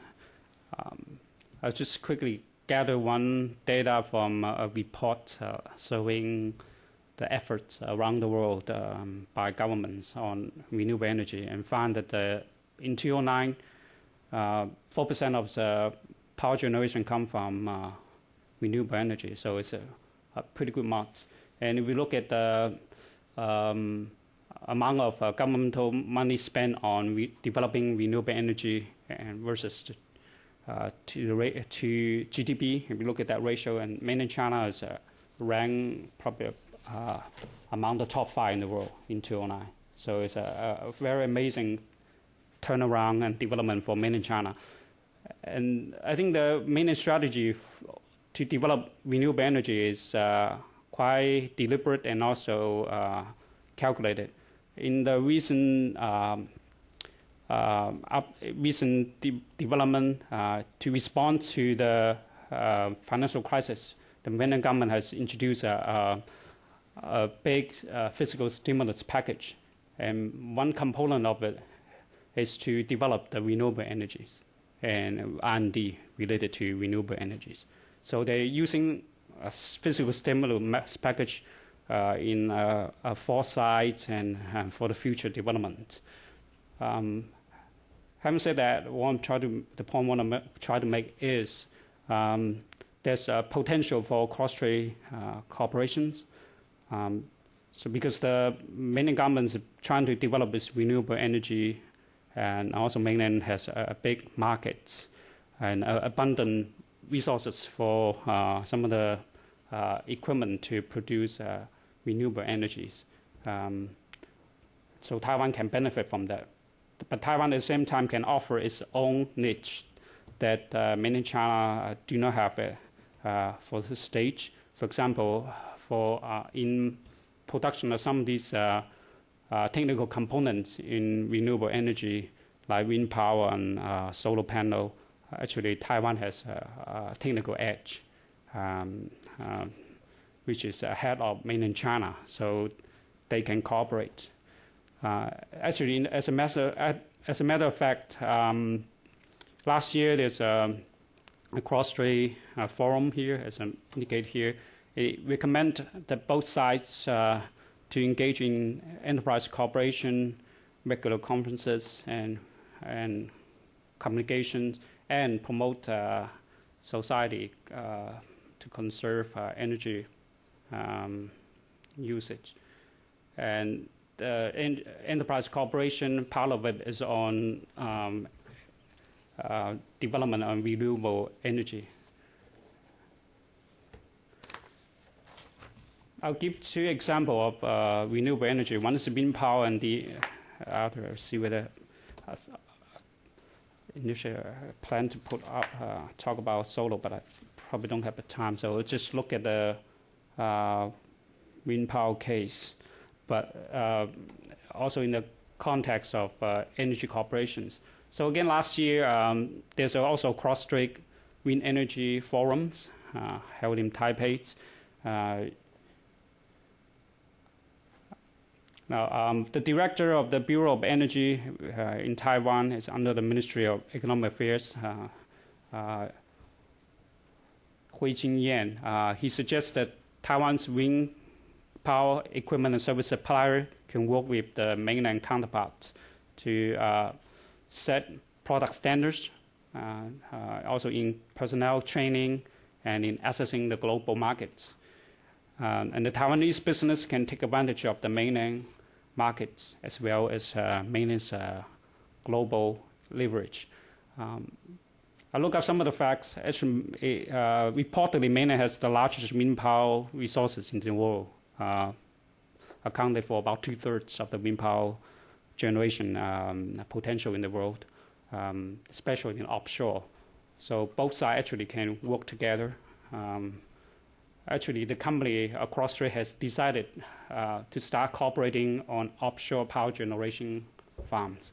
So that's a good and practical step forward. Now, lastly, turning to the energy conflict, I try to go through very quickly. This is not my own research. Actually, I draw on one of the report by military analysts published here. Micrograph and from Naval War College Review, and update some of the data he mentions. First, a look at the coal, the possible conflict. So, according to him, the worst scenario, actually not the worst, a worse but a practical scenario is if both sides go into conflict, especially or likely over de jure independence of Taiwan. Then mainland will impose a blockade, and that would have serious consequences for energy supply for Taiwan. If we look at the coal side, actually in the last year, as I mentioned, mainland only supply about 8% of Taiwan's coal import. So Taiwan can easily make up its the mainland's imports from elsewhere, Australia, Indonesia. But the problem for Taiwan is how to transport this goods elsewhere, especially due to the military blockades. Now we turn into the gas issue. LNG and natural gas. The problem for Taiwan is there's only one LNG tanker. It's under long-term contract and owned by Taiwan, or partially owned by Taiwan, to service Taiwan, and it could only meet about 23% of the import need of Taiwan, according to data in 2004. So 77% of the LNG shipping have to be filled by foreign-owned LNG tankers, and that's a big problem. The positive side is for Taiwan, it only needs 4 LNG tankers to service its import needs. But because each tanker can constitute about a quarter of Taiwan's needs, itself become a high-value target for mainland. And any loss of tanker would disrupt Taiwan's electric generation system, because LNG provided for about 13% or 14% of the electrical generation in Taiwan in 2008. Oil is the most important energy pillar for Taiwan. It supplies for half of its energy productions. And again, its upstream majority have to be imported. The Taipei government requires 30 days oil stockpile, and regulation require refiners to have 60-day supplies. But at one point, there's some rumor or reports that the stockpile is shrink only 20 days. So in case of blockade, Taiwan have to rely on domestic flagships because the international flag fleets would probably abandon Taiwan because of high risks and commercial losses. And this domestic flag ships can only meet about 30% of its import needs. Okay. And of course, the good side is that Taiwan has a big number of big ships, high capacity, over 1,500,000 deadweight tons. Okay, so it's like super tankers. But if any of these are lost, then it would disrupt Taiwan's energy supply because again, oil supply half of China, half of Republic China's energy needs. Okay, quickly get to the conclusions. As I observed that the cross-strait political ties actually have a profound influence on the cross-strait energy corporations. So when the cross-strait tie is good, then you see energy cooperation going forward. But when you have cross-strait tension, then the cross-strait energy cooperation will be scaled down. And I mentioned worst case, one of the worst case scenario, but practical scenario is Mainland's blockade of Taiwan. And also I mentioned some of the failed cases in cross-strait energy corporations. But fortunately, since 2008, the cross-strait energy cooperation has been warming up and expanded into new area. Especially the renewable energy sources. And hopefully both sides can make headway in the energy corporations. Finish here.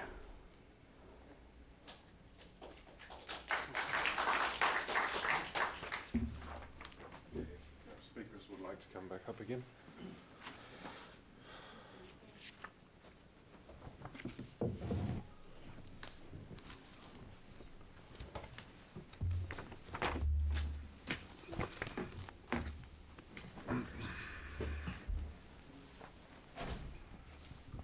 Oh, I'm sorry.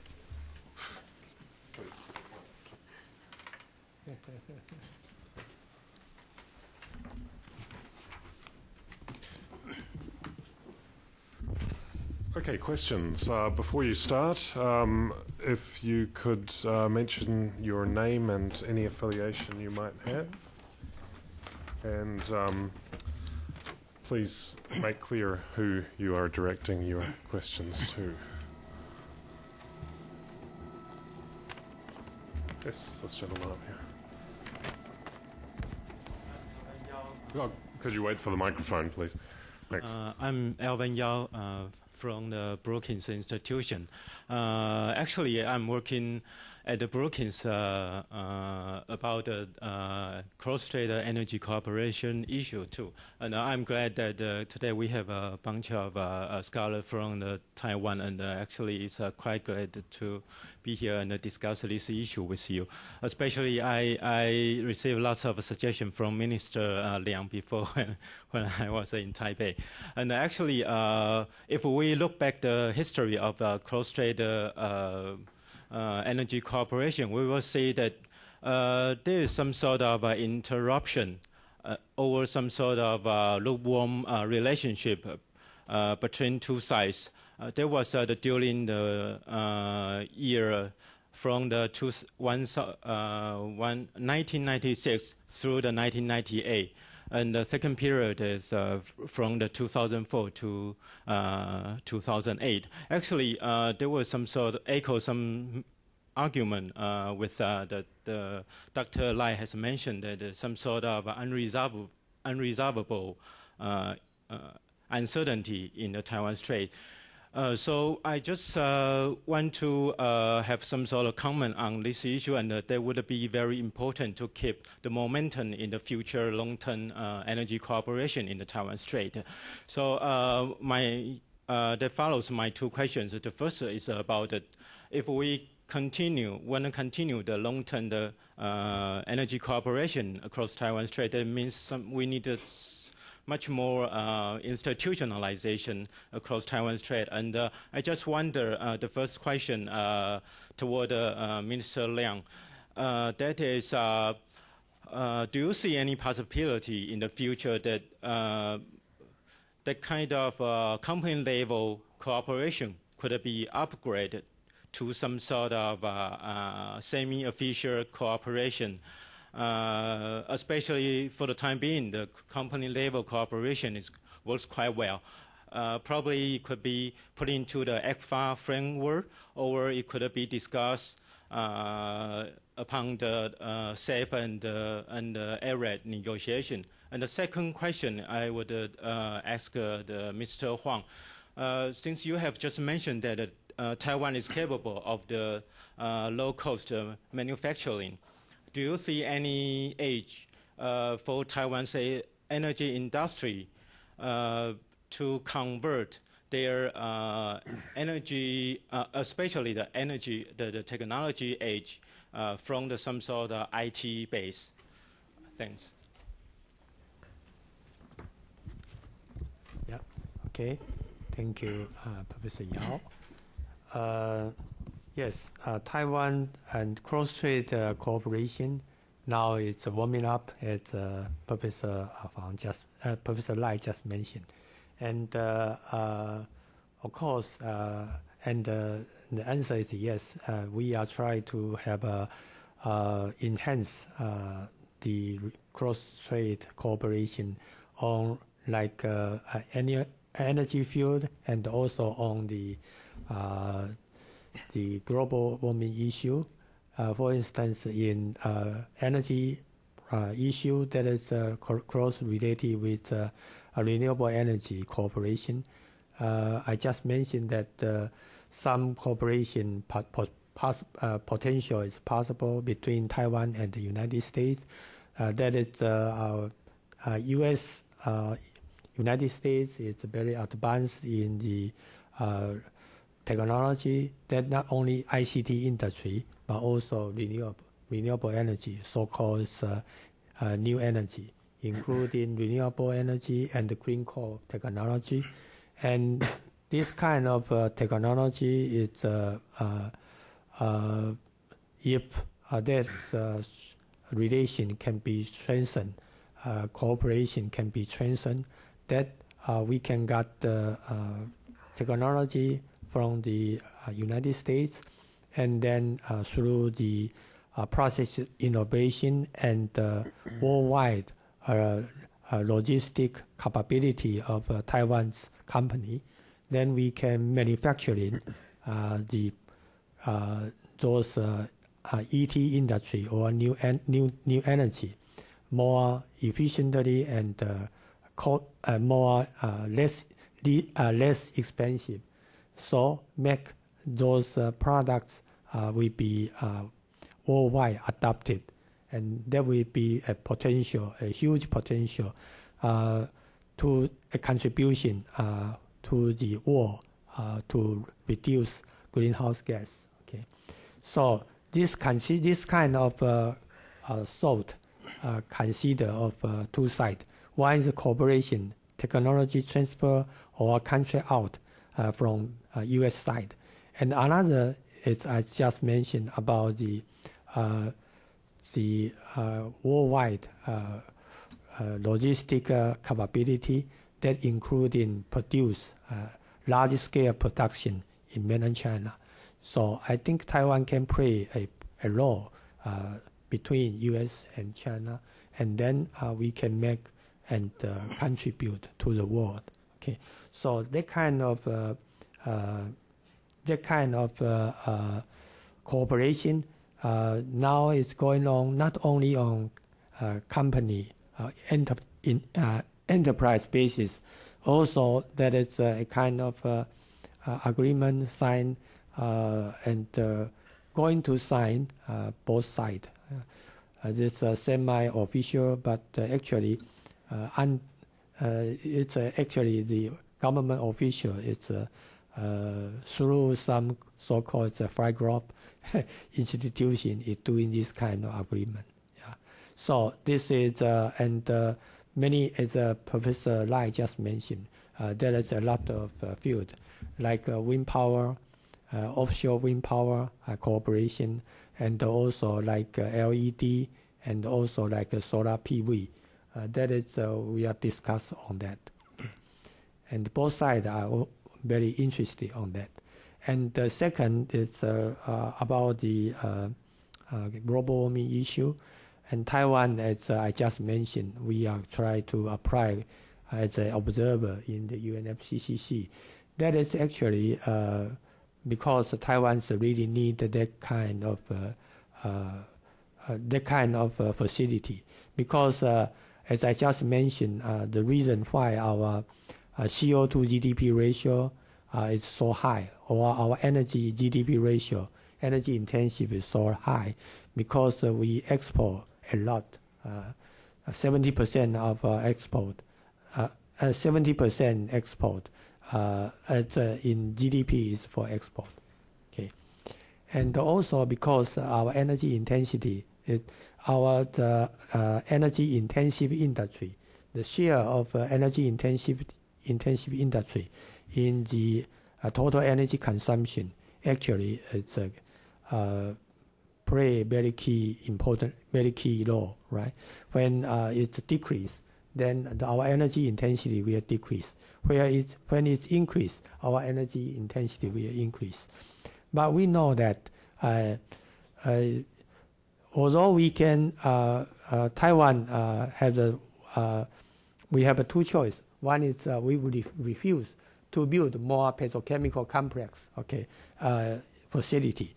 And another one, but that is not help to the war reduction on CO2, because if Taiwan no build a new petrochemical facility, but the other country will build this similar capacity in the world, because the demand is still there, right?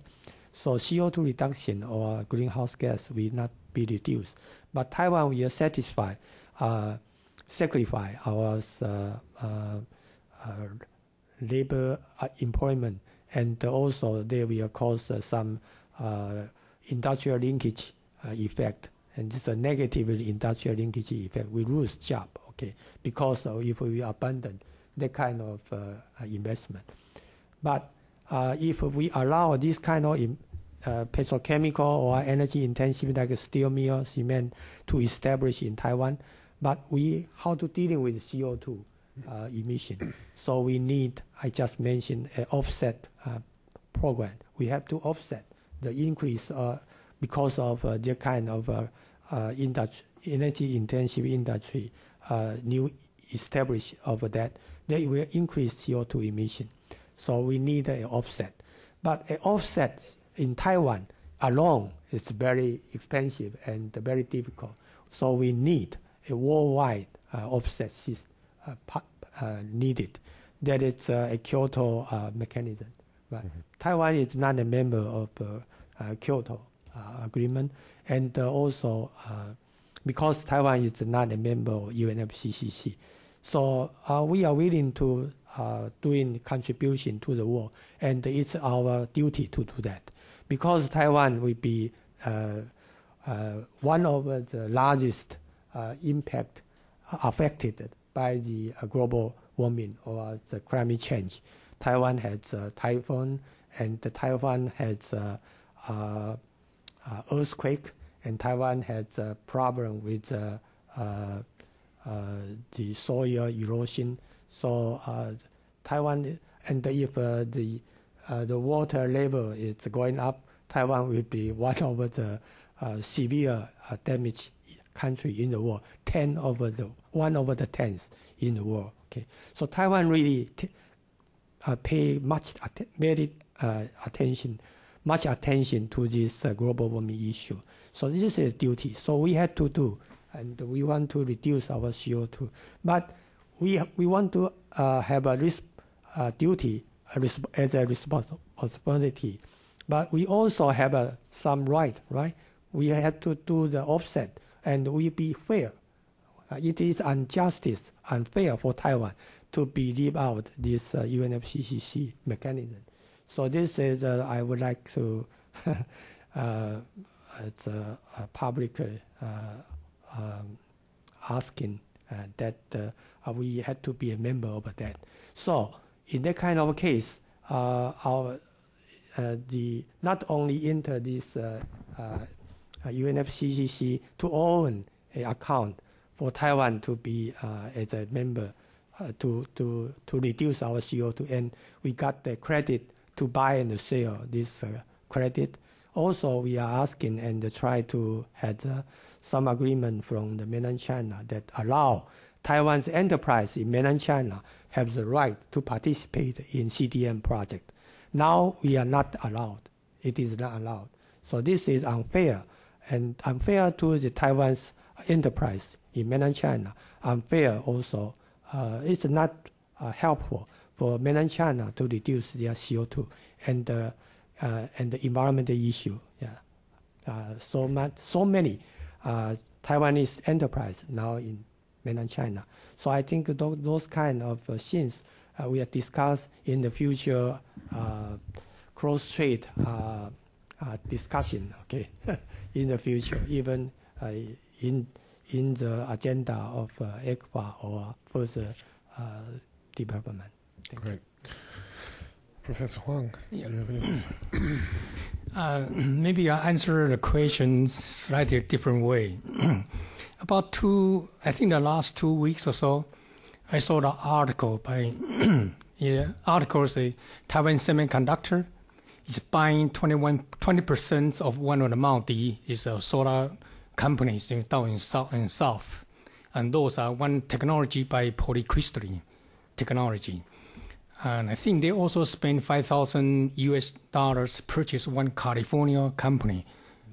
I think it's a stick, something like that.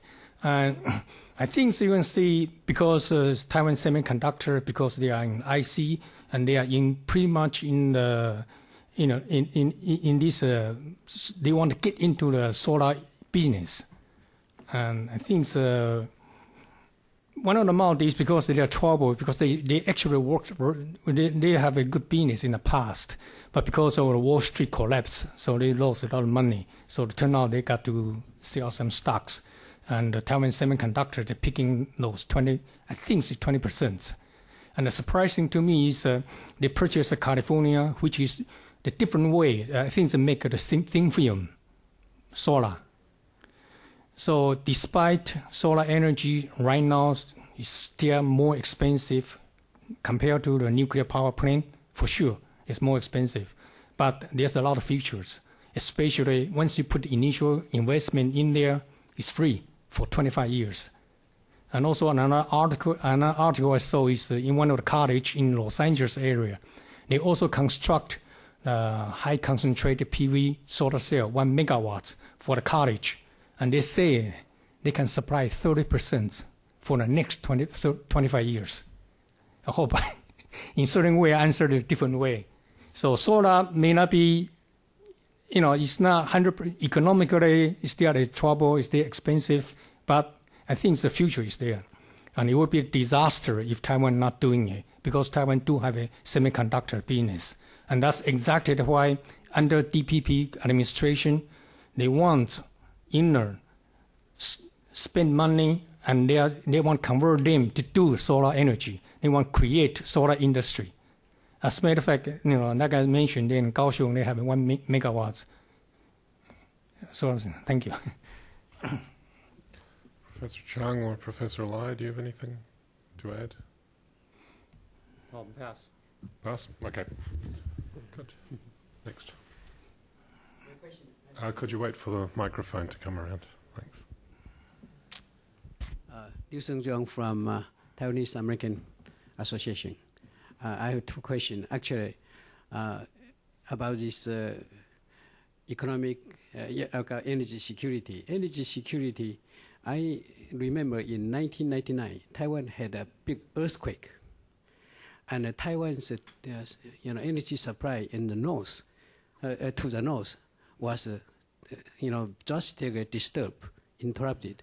So the semiconductor industry in Hsinchu was at the edge of shutdown, and the energy price for 2 weeks in the world skyrocketed. So I think this energy distribution system, I never heard of Mr. Liang talk about the distribution system. I think it's very critical for Taiwan.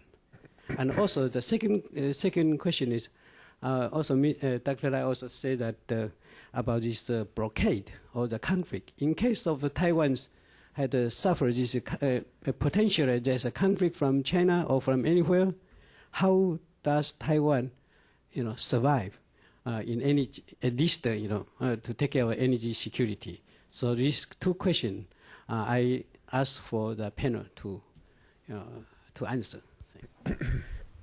Especially, by the way, Taiwan faces 1,500 missiles from China. That's very dangerous. Right, who wants to speak on that? Yeah, it's correct that the electricity transmission and the distribution system is very important, especially we have incident earthquake and have a very big breakout, right? So after that, that is 大地震是什么时候？1999. 1999, right? Yes. So after that, the Thai power and the government take it very seriously, try to strengthen this electricity transmission line. It used to be only one line, right? So they have if the one line have any tower has problem, that will cause a lot of problem. And now we have two lines. So and also spend a lot of money. Now it's the sixth transmission line investment project, the sixth one, and every project spend for this one spend about 250 billion new Taiwan dollar just for this 6 billion recently the transmission line investment project. Okay, now so after that, actually Taiwan's electricity loss is significantly reduced. Now it's less than 5%. United States electricity loss because of transmission is more than 7%, 7.5% something. Taiwan is less than 5% because of that. And this benefit to the electricity, reduce the electricity loss, transmission loss, but also make the transmission line now is more safer compared to the past. Okay, this is something I want to tell you. And of course, our energy, this imported energy consists of more than 99% of our energy supply. So it's really difficult to change this kind of situation. Of course, we had to increase our renewable energy. But as I mentioned, because limitation in Taiwan, renewable energy at the most maybe about 17% as 15% as capacity at the most, and maybe about 6% of total energy, 6% of the electricity supply, or about 4% of energy supply. But this is 99% minus 4 still has a 95, right? Dependence on import. So another choice, and we had to do that. It's about considering of like the nuclear. Okay, nuclear is controversial, but when you be more pragmatic, you had to consider nuclear as an option, considering of energy security and the considering of CO2 reduction, especially 2025.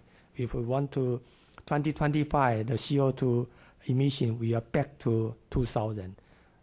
That is very difficult to find other option. Okay, so this is a problem. Of course, we can use more natural gas, but natural gas now accounts for about one quarter of our electricity supply. It's going to be about 1/3 of the electricity generation capacity in 2025. Now, the energy, in addition to Professor Lai just mentioned about the transportation line, the ship might have a problem. But also we have problem with our so-called stockpiling. The natural gas stockpiling is less than 1 week. So if there's 2 typhoons just attack Taiwan, we might, and lasting more than 5 days or even one week, we have a problem. 1/4 of electricity generation capacity is cannot run. 1/3 in the 2025 cannot run, right? So this is a shortage of electricity. This is we don't have much choice. We have to consider of renewable, consider nuclear, and nuclear is considered as quasi or semi indigenous energy, because for a few sites, not so much nuclear energy, we can last in for about 3 years. So this is something we had to consider. And the number one is we had to have a consensus. The people had to accept that. And the number two, but before that, we had to, now the nuclear safety in the past 10 years or 15 years, it's relatively safe. The nuclear waste had reduced more than 95%. Okay, the low radiated nuclear waste, but still the high radiative waste is a problem. So I just say that we need the assistance from U.S. side. And I also found some interest from mainland China that show their interest that maybe some cooperation can be done on the nuclear waste. Yeah. Great. Does anybody else want to address that question? Maybe I'll make a little bit controversy conflict. I think Taiwan currently is facing a choice whether Taiwanese want to stay as democratic or want to be controlled by a dictatorship. That's a choice Taiwanese has to make now. And once they make that choice, whatever renewable energy or the nuclear energy, everything will clear up. But before they make that choice, controversy will always there. Sorry about this controversy.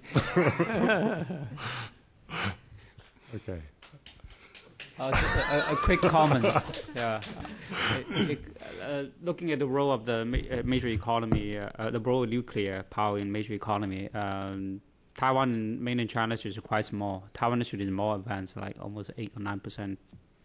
China, I don't know, probably 1 or 2%. I'm not sure. Other major economy, U.S., France, Britain, I think you're looking at least 15% to 30% of the total energy supplies come from nuclear.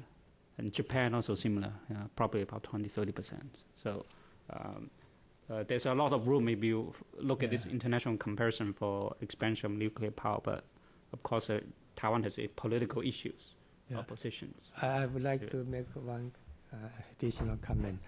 The substitute of nuclear is not renewable. The substitute of nuclear is coal. Yeah, we don't like nuclear. I don't like nuclear. Yeah, 1990 and in 1990 when the government are going to build the nuclear plant, I opposed to it. Okay, I hope we can use substitute, use coal and the natural gas. Yeah, more cheaper and cleaner and less controversial. But after Kyoto Protocol, we had to dealing with CO2 and already built halfway for nuclear 4. So at that time, I proposed we should finish nuclear 4 and retire nuclear 1 earlier. Okay, this is my proposal. Unfortunately, the premier want to adopt my proposal, but he is fired. He was fired. So we have a problem. The nuclear fight, stop the nuclear fight, cause a political chaos and very severe drop of the stock price and make Taiwan's economic situation quite rapidly worsen after September of 2000, the announcement of that decision of the government, unfortunately. But, so I don't like nuclear, but I don't like coal also. So there's a choice between the coal, use more coal or use more nuclear. This is a problem. Of course, we can solve the problem to use coal if we can successfully have the clean coal technology. This carbon catch and storage may solve the problem.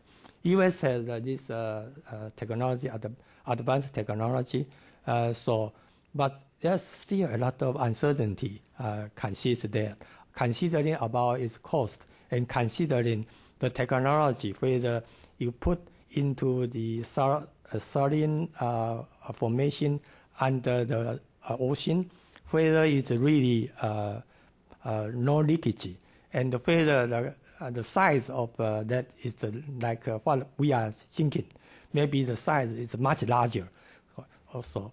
But it needs a lot of research, R&D, and the Taiwan government is now consider that seriously, and we hope we can materialize the agreement on the clean coal and the advanced power technology with the U.S. And we hope maybe we can do some progress on that. Before that, and the CCS is not materialized, then we still, but before 2025, actually CCS is not commercialized. This is very likely cannot be commercialized before 2025. So we should still thinking about this transitional energy. That is what we dislike, nuclear. Okay. Great, Professor Chang. Yep. I would like to add another point that the Thai Power is launch a very active study, the feasibility study about the smart grid. And I think that's the infrastructure needed for the distributed electricity system. And when we look at the electricity system in the Europe, we know they are trying to develop the super grid. That's the another point I would like to add, that maybe across strait, energy cooperation can also think about the electricity transmission, or to build the infrastructure about the smart grid or super grid across the strait. Maybe that will help or smooth the relationships across the strait. Okay, thank you.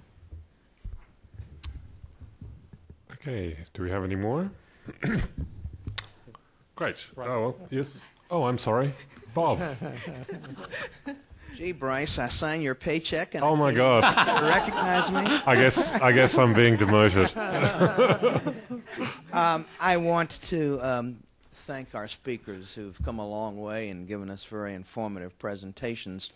It's late, and I'm halfway tempted not to even raise the issue, except this being Washington, I'm compelled to raise the issue about the domestic politics of this issue. I assume, and perhaps this is I've been warped by Washington, but I assume that on an issue this important, with this much money involved, there has to be a contentious political debate below the surface, if not above the surface, on energy policy. Does any energy policy divide the parties? Is it a source of debate within Taiwan over pricing policy or subsidy levels or taxation? Does it divide north versus south or agricultural versus urban areas of Taiwan? Is big business monolithic on this issue? Without asking you to carry us too much beyond the adjournment hour, if you can give us just a flavor of the domestic politics, I would find that very helpful. Thank you. Okay. Okay. That is a very important issue. Politics. Yeah. Especially you mentioned politics related with nuclear. Okay. One of the political issue is the nuclear. Okay. So this very different political. This is a very different position of policy adopted by the former government DPP and the recent the new government. The new government is more pragmatic, as I just mentioned. We don't have much choice. Yeah, we don't like it, but we don't have much choice. Especially before 2025, we have to consider the nuclear as a transitional energy, and to cope with energy security and to cope with greenhouse gas problem. Okay. And another issue that is related with, as you say, the subsidy problem. Okay. Taiwan's energy price is one of the lowest in the world, very close to United States. But United States has abundant resource, energy resource, natural gas, or even oil, coal, right? But Taiwan's 99%, more than 99% depend on imported. So in that kind of a situation, when the oil price or energy price, international oil price or energy price increase, the energy price had to be followed. Otherwise, someone had to pay, right? Okay. Otherwise, someone had to pay. So how can our energy price so low? Because we have a very low tax. In addition to that, in some period, the government tried to intervene. Why the government tried to intervene the energy market, especially in Taiwan? Because the energy company that is a monopoly, like oil and electricity is a monopoly. It's a monopoly, right? We only have only one integrated utility, Taiwan Power Company, and the state-owned CPC own 70% of the market, domestic market. So in that kind of situation, always a temptation that the government, the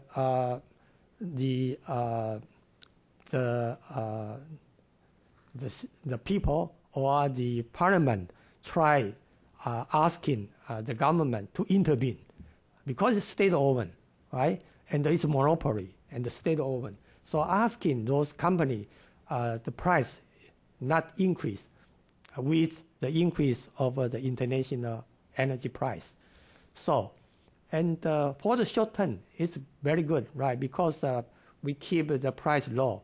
So politically, it's welcome because no one like to pay high electricity price or oil price.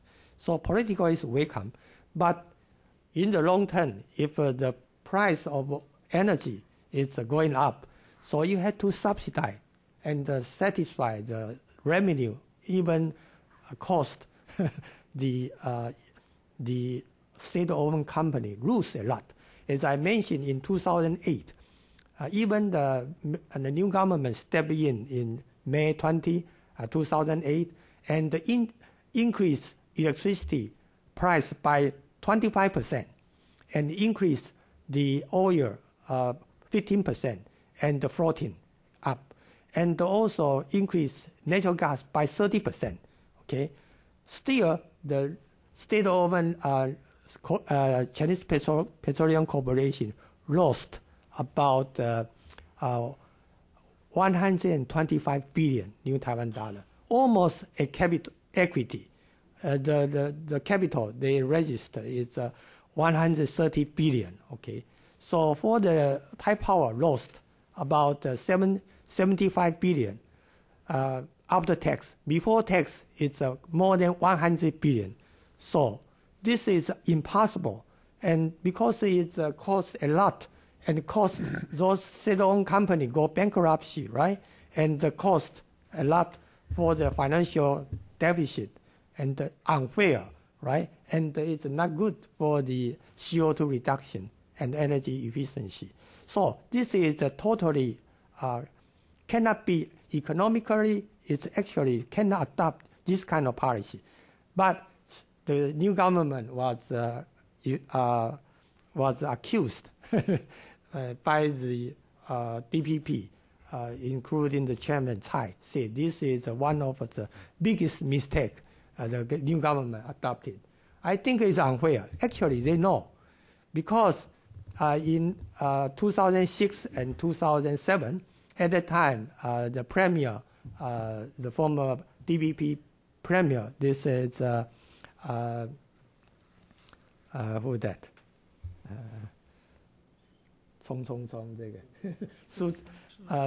Premier Ssu actually at that time also increased the oil price floating, allow oil price floating, and increase electricity price by 5.8%, and increase natural gas price by 15%. Something related with me, I suggest he should do that. And I am very happy he really adopt this kind of policy, allow the price reflect the cost increase.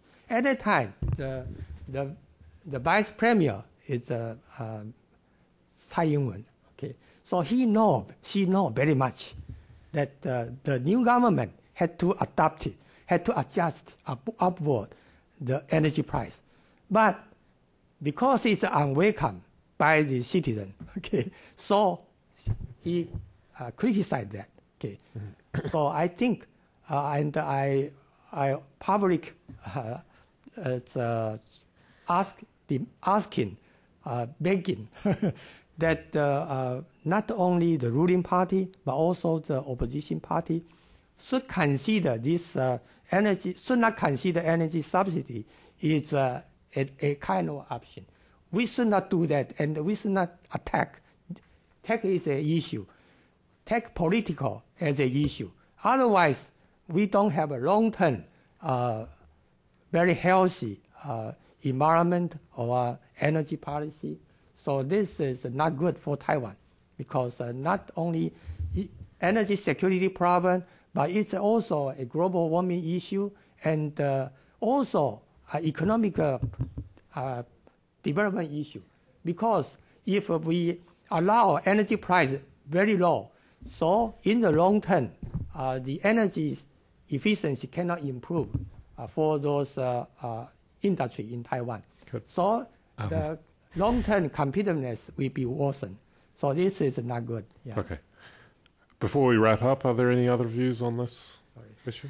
Maybe after I hear what he says, I compare to say, I quoted Chairman DPP Chairwoman. During Amman and her debate, she said one thing: DPP is going to China, go to the world first, and go to China with accompanying the world. Go to China. KMT is go to China first and go to world afterwards. So there's a fundamental difference between the two parties. All right. Unfortunately, right now it's 50-50 in the population. Maybe right now, because the current administration is not doing that well economically. So DPP may have an upper hand now, slight upper hand now. But until this is solved, one side is really overpower the other party. The controversy is always there because there's a fundamental idea difference. Okay, we'll leave it there on that note of reconciliation and happiness. Right, and I'd like you to join me in thanking our guests today. It was a very interesting discussion, and thanks for coming.